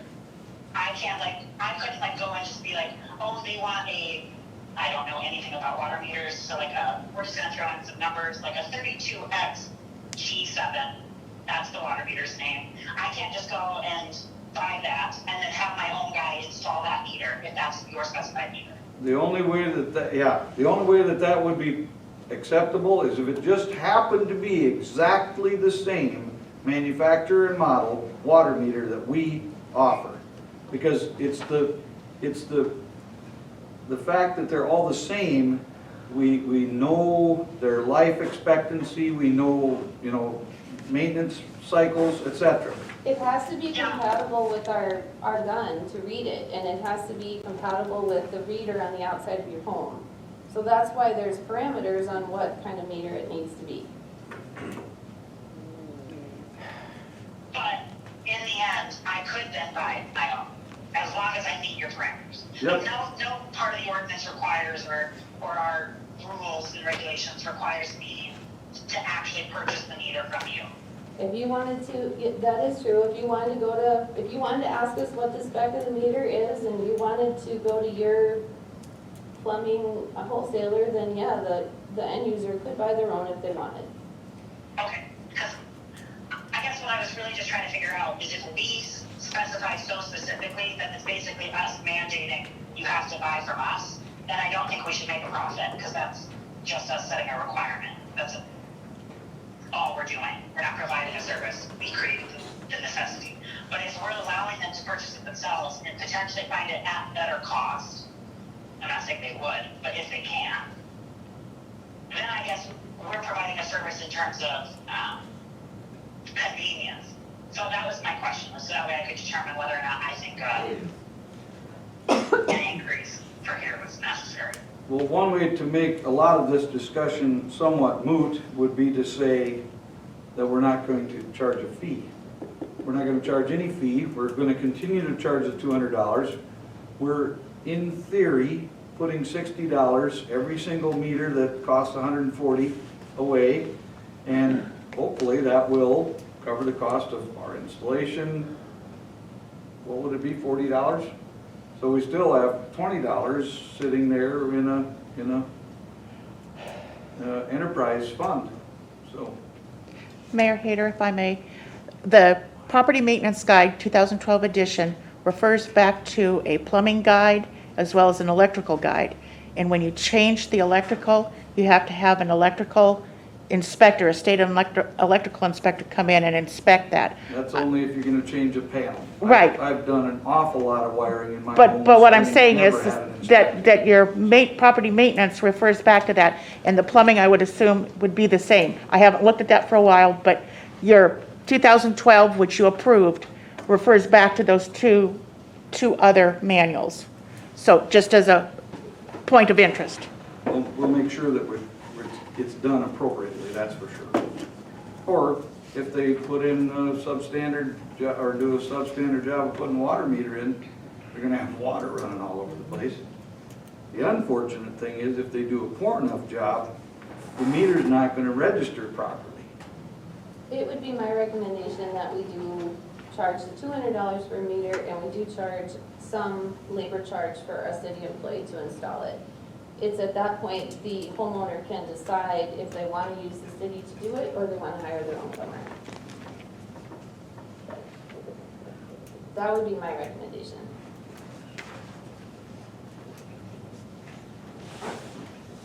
So really what we're dealing with is the fee for installation. Go ahead. What were you gonna say, Melissa? I was just gonna say I'm fine with that. I mean, I don't see a problem with that. I'm not sure if that's covered in our resolution fees, but is that where that $40 amount coming from, or? That is correct. Okay. You want a motion, Mr. Mayor? I would need a motion to set the fees if we were going to do so. I make a motion, we set the fee for city employee installation of a water meter at $40. I'll second that.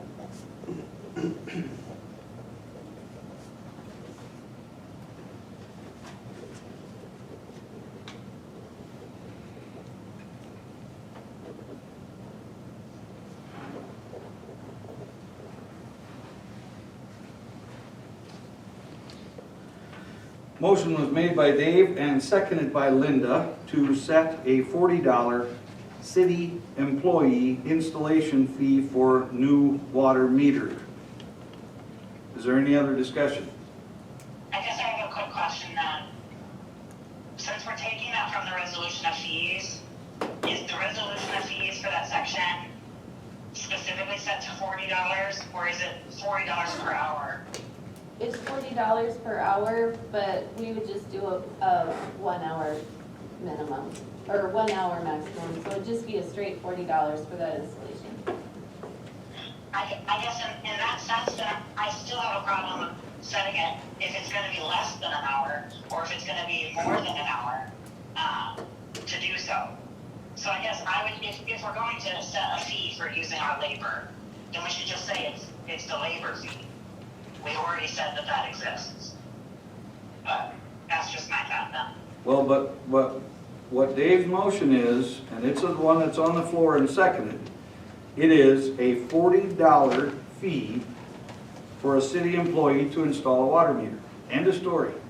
So it could be a separate, brand new line item in the schedule of fees, but it would still be for installation of a city water meter. Doesn't that, or am I wrong? I ask for a vote, Mr. Mayor. I'm not getting any younger. All right. Hearing no other discussion. Linda, how would you vote? Aye. Dave? Aye. Melissa? Aye. Marcus? No, And Darla? Aye. 4 aye, 1 no. Motion passes. So there will be basically a new line item. Okay. We'll move on to number 14, tables and chairs rental. So in the past, when we were at the auditorium, we had a lot of events, and we have these 8-foot tables, we have 24 of them. Now we have six footers, actually 8 6-footers. But now that we are in this facility, we are not utilizing them. And I think that it could possibly be an avenue of some income for the city. We do get a lot of requests. Chairs, we have usually just loaned out and not had a fee at all. But the tables, now we're not using them, they just sit in there. And I have no place to set them up at this time. So what I'm asking is, how do you feel about offering these to the citizens for a rental fee? And then if you are in favor of that, what you feel would be a fair deposit down? And fee amount for the individual. Yes. Yes. And then we also have those collapsible picnic tables in the shelter. And we do have requests for those as well. And obviously, I am fine with letting the Booster Club, I'm not suggesting that they have to pay a fee, it's just if they go to a patron's home. So, Discussion. I think all other than nonprofits should be able to rent the tables. I would think a $5 fee They should get 6 chairs with a table, picnic tables, $10 fee, and a deposit of $20 for each table or picnic table, which would be returned when they come back in a good condition. Just my opinion.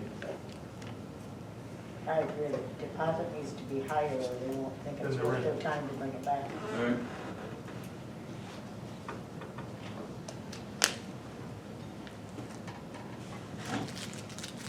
Can you say that again? Did you say $5? $5 to rent the table, $10 to rent a picnic table. No rental charge for chairs. If you, Rent the table. I guess if you just want chairs, you have to do that. But $20 fee for each table or picnic table for a deposit, Per day or? for occurrence. Yeah. They're probably only gonna rent it for a day, or maybe they would rent it for a weekend, but So if I want to rent it for the whole summer, I only pay $5? good question. 72 hours. Yeah, 72 hours, unless of course you move it. If you move it 6 inches, then it's another 72 hours or, I'm okay with those numbers. I just think there should be a timeline on it, like yeah, up to 2 days, let's say. like $10 a day or whatever, or 24 hours or just something. I don't really care what it is, as long as we know, Your suggestion would be? 24 hours.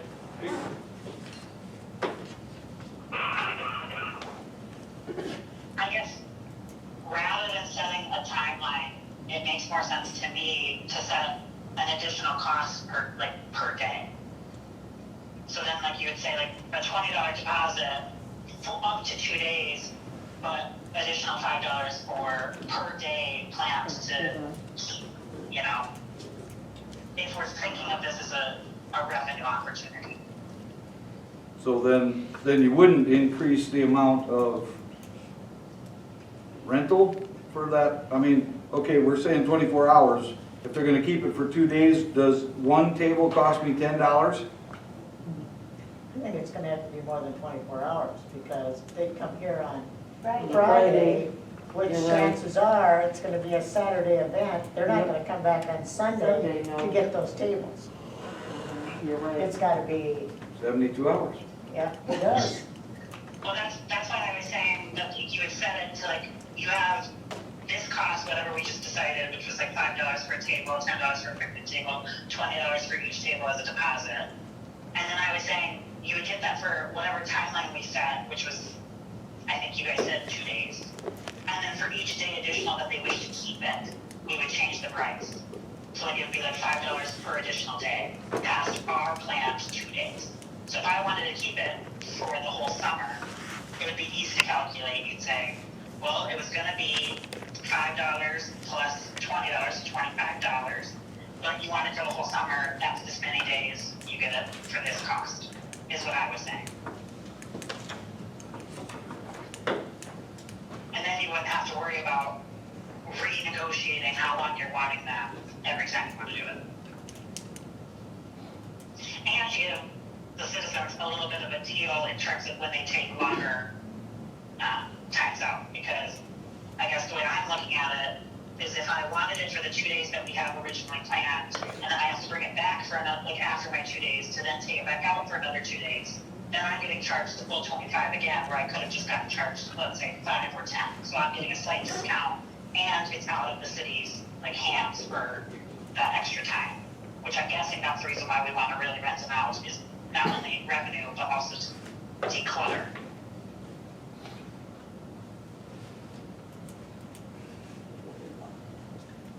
Well, we've had discussion.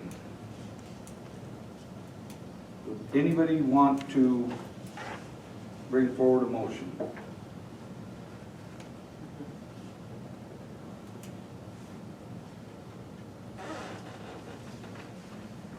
I like Dave's idea as long as there's a timeline on it, so whatever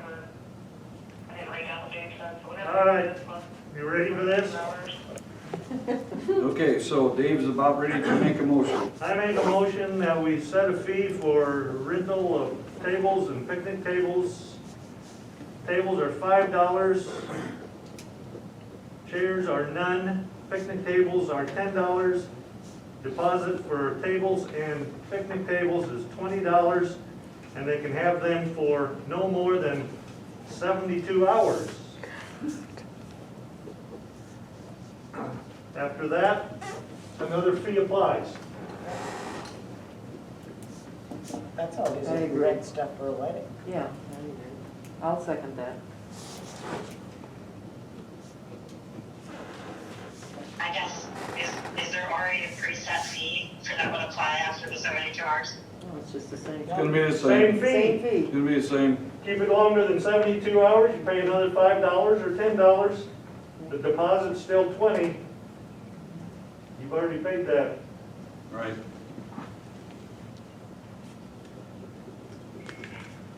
If they want to pay all that, then they can go buy it. Yeah, absolutely. Tables aren't that expensive, really. No. Okay, we have a motion and a second on the floor. The motion says tables will be able to be rented for 72 hours. And if they would like, they can have 6 chairs with that table for $5. Picnic tables will be rented for $10 for up to 72 hours. And either the table or the picnic table will have a per table deposit of $20. Is there any discussion? Hearing none. Linda, how do you vote? Aye. Dave? Aye. Melissa? Aye. Marcus? I, And Darla? Aye. Thank you. 5 ayes. We have to surplus a Gravely ZTX42 mower. So this is the mower that blew up on us last year. We did take it to Beersford to see if there could be some repair done on it, and it was gonna cost more than just scrapping it and getting something different. So we did get the different mower. We would like to surplus this mower and get rid of it for scrap metal price. So, So all it needs is a new engine. I would like to have it gone, because it's already Yeah, in our, but- yeah. Right, but if Somebody wants- somebody wanted it, If some scrap dealer wants it, they It- can. The city is going, being as metal prices are so high right now, we have a, bin, Oh, it's gone now. it's in the bin. Yeah. Yeah, but the bin is gone, unless it came back today. Oh, okay, Lonnie said it was gonna be a few weeks, so I didn't know. I didn't see it there Okay. yesterday. So, anyway, it's so not, it would be for scrap. yes. Is there any other discussion at this time? If not, I would need a motion to surplus that mower as scrap. I make a motion to surplus the Gravely ZT42 mower as surplus and to scrap it. Is that right? Correct. Yes. I'll second it. Motion has been made by Darla and seconded by Linda to scrap the surplus Gravely mower and scrap it as for metal pricing. Is there any other discussion? Hearing none. Linda, how do you vote? Aye. And Dave? Aye. And Melissa? Aye. And Marcus? I, And Darla? Aye. All right, 5 yeses. Lifeguard and WSI certification reimbursement. We had this discussion, I believe it was just the last meeting. Other towns pay 100%. We have talked about the possibility of paying half of it now and half, the other half 2 years down the road to get some longevity out of the individual. Is there any other discussion before we consider a motion? You think 1 year or 2 years? Paid at the end? We said half after one lifeguard season and half after the other, swimming lesson season. So half after the first session of lessons and then half the second year. Second. So it'd be within the same year. No, the No, I same year, think, she said. I didn't mean like sessions, I meant like one summer, And then the 2021, they next get Right. half Half of of it. it. 2022 They'll get is the balance. second half.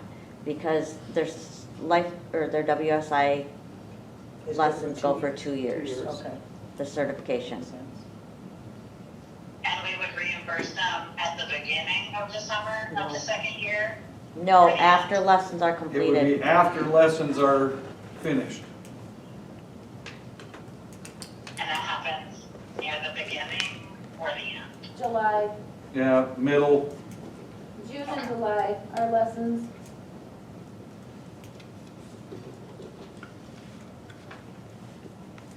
any other discussion? Oh, go ahead. Sorry, can you hear me? Yes, How much is How it? much does it cost to Lifeguard take the, certification is probably about 150. so that was and lifeguard, 150 approximately. WSI is anywhere from 225 to 3. And WSI is $225 to $300. I think they were talking at least 3. I think so, but I think that it matters how many are in your group Oh, okay. and where it is. Where they go. Yes. but if we paid for it up front, then we would get to dictate which class they take, right?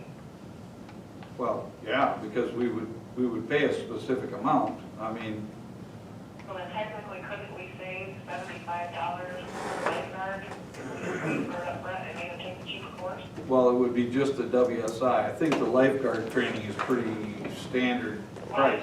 Let's say per lifeguard. Oh, I see what you're saying. Per WSI certified lifeguard, yes, I think that's true. But isn't that kind of hard? It Because It would be very difficult to Yeah. do. it's not, you don't know. No, and we don't know, I mean, that would put the responsibility on us to have them get certified, whereas if they have that flexibility of choosing the location, choosing the class, then it's on them to get their certification, to get their classes signed up. That would be my opinion, that's a job Wanda and I don't want. No, I wouldn't want that either. Because some people want to take it in Sioux Center, some people want to take it in Sioux Falls, some people want to take it in Vermillion. And some people are in sports when it goes on and they're gonna have to take those later just for time. And we can't choose what class they take, like Darla said, depending on their schedule. I guess, so we currently pay half of it. Correct? Are we currently paying the half before we hire them or after we hire them? We- Because we don't hire them until they're licensed, right? We pay half after their first year.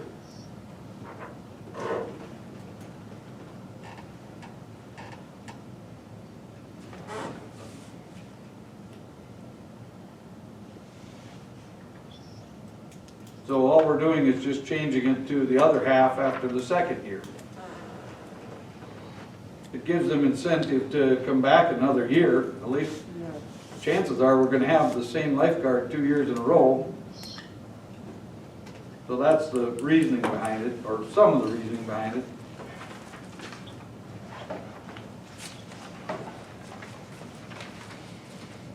Do they have to take both of these classes? Yep. Well, yeah, if they're gonna be WSI, they've gotta be a lifeguard, so either, I mean, maybe they already are a lifeguard and all they need is WSI. I mean, they could have been a lifeguard for the last 5 years. Well, and if they're a new employee and they don't want to do swimming lessons, they don't have to. They can just stay a lifeguard their whole career with the city. But normally that's an incentive because they make quite a bit more money if they become WSI.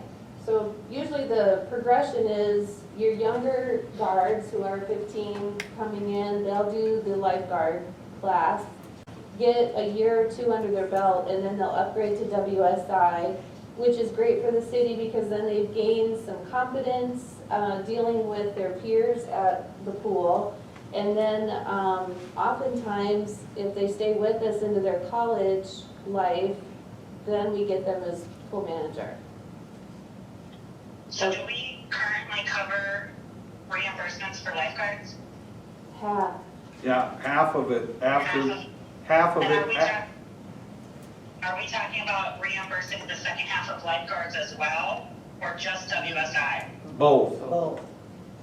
But we're making lifeguards who can't do swimming lessons also contingent upon swimming lessons? Well, no, just on time served. Half of their lifeguard certification is paid after a certain period of time. The other half would be paid after the next period of time. That's all. But that next period of time is swimming lessons. Well, okay, so that's halfway through the year. Basically, what we're saying is, you can't start and 2 days later quit and then we're gonna pay you. No. We have that situation. That's why we have learned that it's better to reimburse after swimming lessons. We had a guard that was a lifeguard the first year, upgraded to WSI the second year, so we reimbursed them half of their WSI class, and then they left city employment before swimming lessons. And we had already reimbursed them. So after that lesson, we learned that we will reimburse your WSI, and basically I just do all the guards at one time in July after the swimming lessons. Or we can set a date, July 27th. August 1st. So, sorry, I keep asking other questions, but I'm trying to write the motion. So in the first half, you pay it after their first year. Are we paying it also at the swimming lessons time? Well, I don't think you need to worry about when we pay them, because we do take care of that. It's just a question of whether or not you want to offer half of the certification, if you want to offer a reimbursement of all of the certification, but that will be in a 2-year process. But you don't have to get so detailed with your motion that it has to be, we're going to pay the guards by such and such a date, because we will take care of that. Well, I guess I'm just trying to make sure that we're not vague, and I'm trying to make it easier by setting the same date for both. So like, you could Okay. get reimbursed a Well, then, 2-year all you need to person say, at the same time that you're reimbursing a 1-year person. all you need to say to that is that reimbursements will be paid after the second round of swimming lessons, period. Yep. Because sometimes swimming lessons are postponed too. So weather has an impact on that pool. So after swimming lessons is a good time. Yeah, I'm okay with the swimming lessons. I was trying to not only worry about the second swimming lessons, but also like the first year. Because you guys mentioned that we reimburse the first half after the first year's done. Swimming We don't do lessons. it right away, we don't do it up front. We do it after the first year. I'm just trying to set those all to the same time, so you would just know you can reimburse everybody's half. They said after the first year, but they meant after the first year's swimming lessons. So it's always after swimming lessons. That's what it is right now. Okay, so in that case, I move to reimburse for lifeguard and WSI certification costs at 1/2 the cost of certification after their first year, with the second half contingent on remaining employed at the Alpha Cert pool until after the second year swimming lessons are concluded. I'll second it. Somebody second. Yes. Darla just seconded it. I'm sorry, I'm still writing. Okay, so we have a motion by Marcus and a second by Darla to reimburse for lifeguard or WSI certification, you would never reimburse for both at the same time. Keep that in mind. Or, wait, would you? No, you're No. either one or the Yeah, other. because you gotta be a lifeguard in order to get WSI. Okay, one or the other. Half after the first year, and you said after the first year, Marcus, that's all you said. So after the first year, and the second half after the second year's swimming lessons.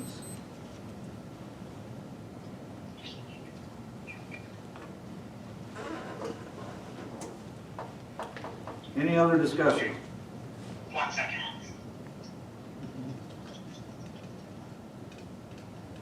Okay. Sorry about that. It's all right. Any other discussion? Hearing none. Linda, how do you vote? Aye.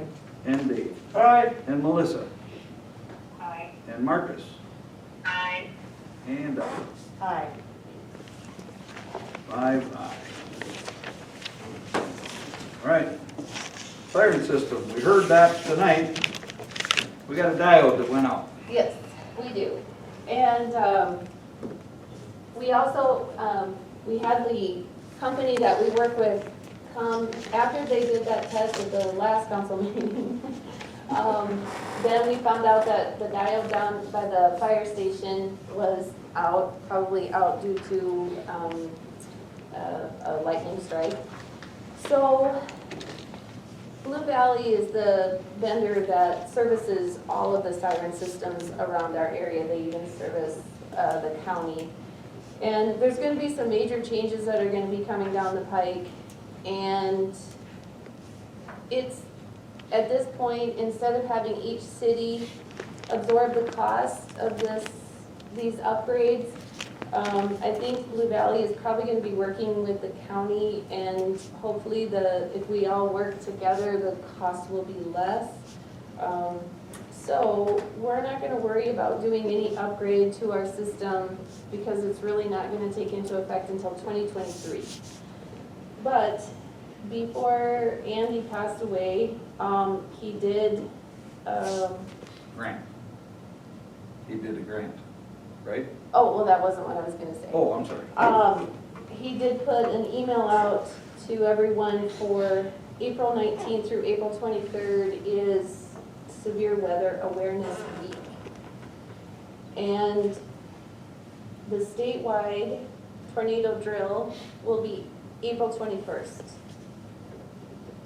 A test tornado watch will be issued at 10 a.m., a test tornado warning at 10:15, and then an all clear at 10:30.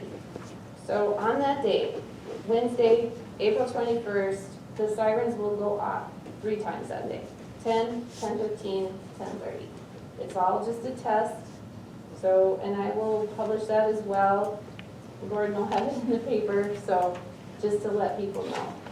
And is the all clear and everything exactly the same as the tornado All warning? 3 2-minute sirens. long? For us, all 3 sirens are gonna sound exactly the same. They are all triggered, and you kind of heard that tonight, they're all triggered just a few seconds apart. Yeah. So that's why it seems so long. So, anyway, just to let you know. And all we're gonna do at this point is replace the diode, and then see what happens once we get a new emergency management person and follow through with that grant. That was great. Yep. I thought that's where you were headed. Well, that was information only. Any questions? Okay, hearing none, we will go on to finance office updates. First of all, we would need to move to approve the warrants for March. It was, oh, I guess that's the first of the month when we do the warrant for the community center. There wasn't one in my packet. Oh, I gave it to Darla. I have some. Okay. I There were figured definitely you some had text. enough this time. See,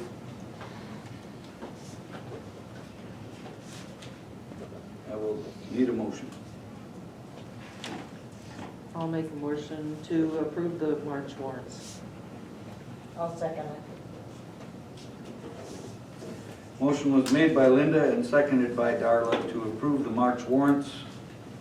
Is there any other discussion? Hearing none. Linda, how do you vote? Aye. Dave? Aye. Melissa? Aye. Marcus? Aye. And Darla? Aye. Yes, thank you. So now you can see an annual report somewhere. I will try to keep this as short as possible. I did punch holes in all of these because if you want to put them in your 2020 budget folder, you certainly can. If you want to keep them or whatever the case is, but I did make them ready for you for that. So this multicolored one is a list of all the city assets. So if you want to go through and kind of look at that and just get an idea of all the various assets, it's broken down by fund. So we have sewer assets, we have water assets. It'll look like this, Darla. Yeah, I was Oh, just okay. right into two. Oh, okay.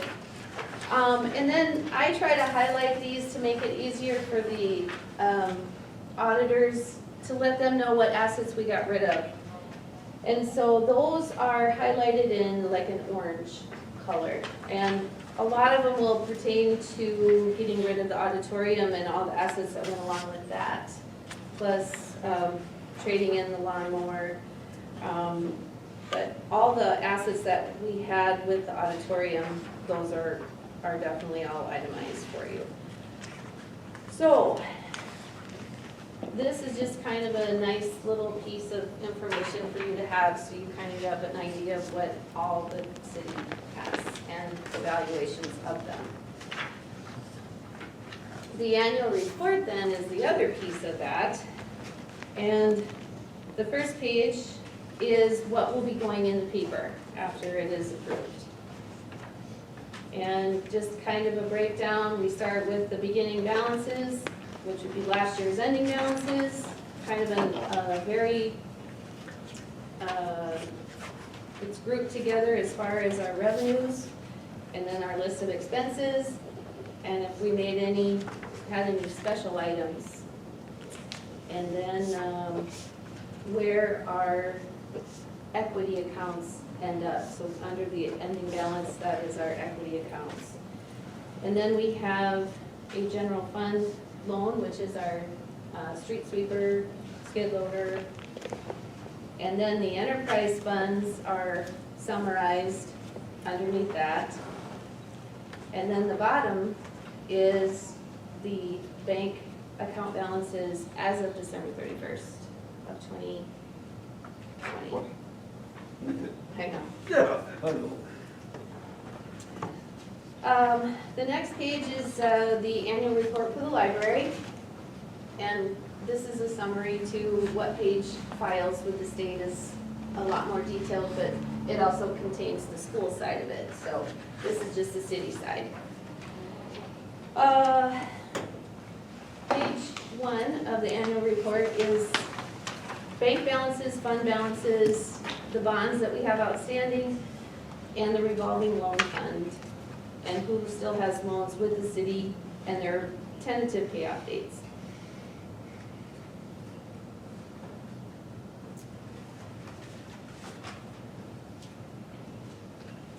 So a statement of net position, which is page 2, it's basically just a snapshot of the city's net worth at any given point in time, which at this point is December 31st.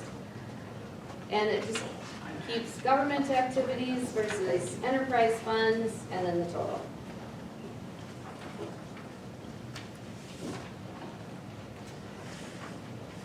Page 3 is what they call the general revenue sheet, and really this is all the funds not including enterprise funds. So it's general fund, it is the revolving loan fund. So it's just kind of a breakdown of the revenues based on charges for services, any grants, whether it's operating or capital, and then miscellaneous revenues.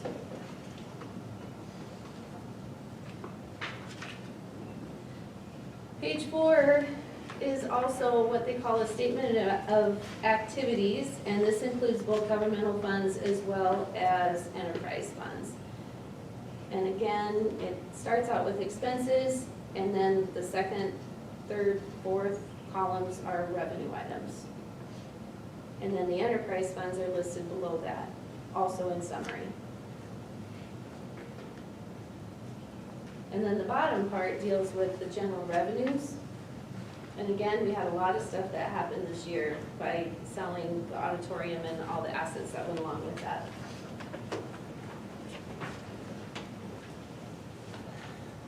Pages 5 and 6 is our balance sheet for general fund items. So this is general fund, revolving loan fund, second penny, community center, and library fund.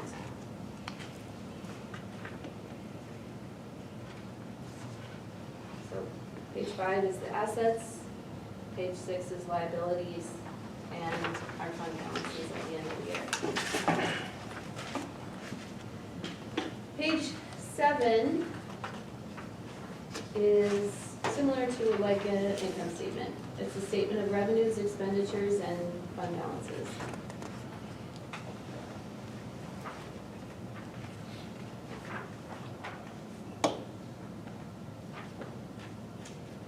It's actually pages 7, 8, and 9, sorry.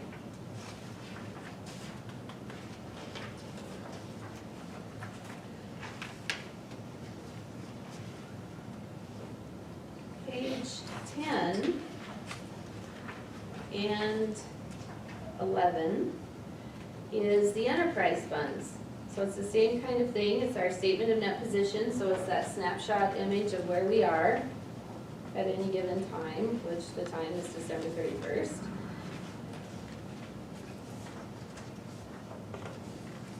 Must also be 12 Oh, yes, you are. total. correct. Yeah.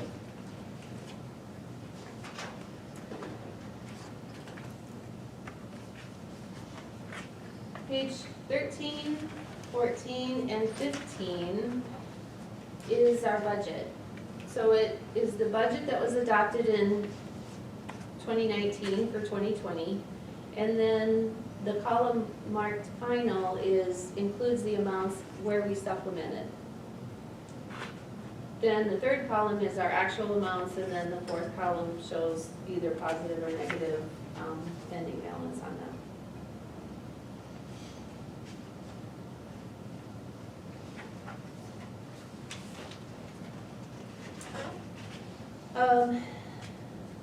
Page 16 is the income and expense items for the enterprise funds.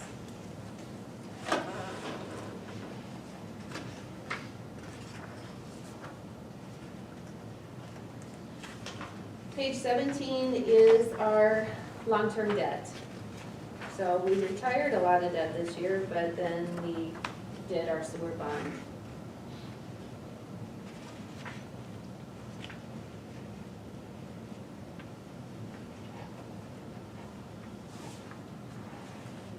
And then page 18 is what they call the statement of cash flows. So it shows where we received money in, either for charging for receipts, services, and then what caused money to go out.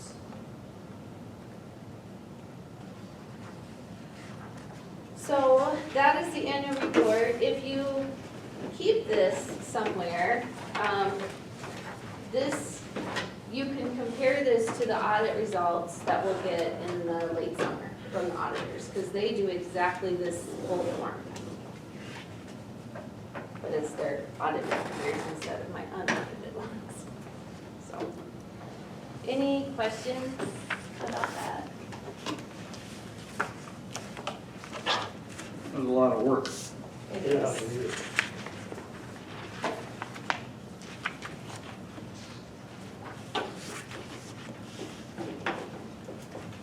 Well, I don't know if you have any discussion regarding the annual report information, but if there is none, I would need a motion to approve the annual report. I'll make a motion to approve the 2020 annual report. I'll second that. Motion was made by Dave and seconded by Linda to approve the 2020 annual report. Any other discussion? Hearing none. Darla, how do you vote? Aye. Marcus? Aye. Melissa? I, Dave? Aye. And Linda? Aye. 5 ayes. All right, and then we'll move on to reminders and updates.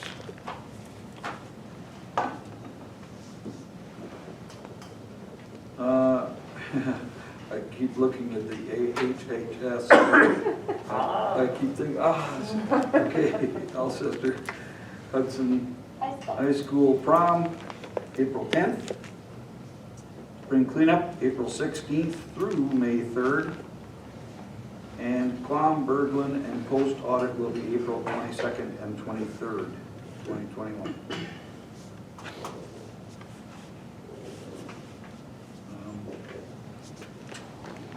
Thought there was something else, but I can't remember what the reminder was supposed to be.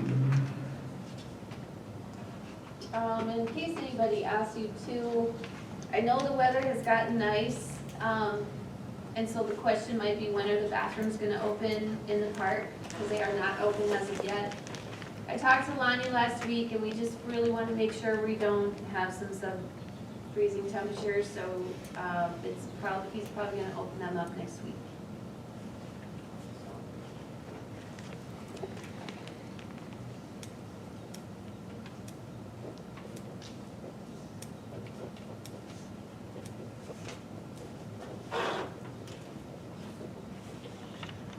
All right, we will move on to the Alcester Community Center report.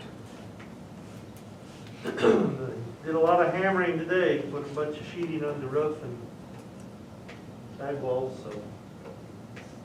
It's looking like a building, or more like a building every day. Yep. Do you have any idea, I can ask this, what you're gonna charge rent fees? That's our next major project, so Okay. we're 'Cause gonna, They're having a reunion in Doug's family, and they were planning on using it, and I said, well, I don't think it's gonna be done till August, when is the reunion? during the fair. Oh, I said, so she said, are you telling me we should make another plan? I said, maybe. that would be too close. Only because the weather is uncertain. I mean, Well, that's what I told it her. would I be said, horrible and we don't know to when set, supplies are yeah, coming. schedule it all, and then all of a sudden we got, you know, And 3 somebody inch else rain, asked me 3 that inch too, rain. and I'll just tell them the fees haven't been decided. Right. No, not yet. We do have events on the books. But, yeah.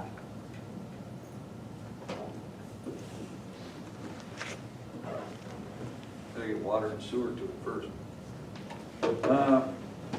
I don't think anything else needs to be discussed right now about the community center. How about the fair board, Darla?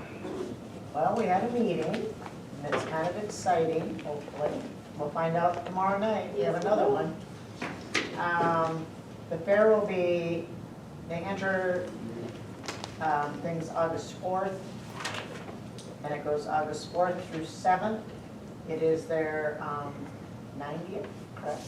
Well, Well, 91st, it's the really. 91st, but So they want Last to year didn't emphasize with a little bit more going on. So, on Thursday night, Arlo's band, Wild Card, will be playing down the fairgrounds. And on Friday night will be the tractor pull. And on Saturday night, we're hoping there is going to be bull riding. And that's the big costly item. Bull riding. Wow. A guy came to Fair Board and talked to us. It's expensive, but the commissioners are behind it. And that would also be the night of, let's see, no, The that'd be the supper. night of the supper. mhm. And then they are having an extra blow-up because of the 90th, and they'll all be chaperoned. So there'll be some of those. Kids pedal pole will still be going on. What she meant by blow up was a bouncy house. Yeah. Inflatable. Doesn't have anything to do with Bobby. Yeah. We don't know about They're still looking into Mr. Twister, the balloon guy that will be walking around in the day. They did have on there that Peters, is it Peterson? Is that the name of them? The singers, I don't know if you've ever heard Yes, of the them. Peterson brothers. Which would be awesome, but they don't know if they could swing it all. And a parade on Saturday. Yes, there is a parade and they will want entries for that. That will be on Saturday afternoon at 3:30. So if you have any businesses that would like to have something, there will be a parade. So we'll find out for sure tomorrow night if they'll be, what they had to do is the guy was coming up on Monday to measure that his Tractor pull area. would work. Because see, there's those two big guardrails. For the bull riding. Yep. Yeah. Yeah. I was wondering, because, I mean, that's gonna have to be really well contained there. Yes, that's what I This is gonna be, too. I'm sure he's done this before, so Yeah, he I think thinks I'd it- still sit a I ways said away. maybe we should go. Just to be able to run. I remember when there was rodeo, we had a rodeo years ago, and that was over on the big end. Where people Oh. park in the Where grassy people- area. Yeah, and some other people I've talked to remember that too. but There'll be a cost, they're hoping to keep it at $10 an adult, $5 kids possibly. And we need sponsors, we're hoping to get some big sponsors, and then they get a banner on the gates. Nice. But we'll find out more tomorrow night, so, Thank you. Excited. Yeah, it is. yeah, I hope it, Will you actually make it known what the cost is for the fair board? I think they will, don't Okay. you? Yeah, because as soon as we get Janet's sponsorship letters, then we'll be going around, Excellent. so. Good. Anything else? Not that that wasn't enough, I mean, that's pretty cool.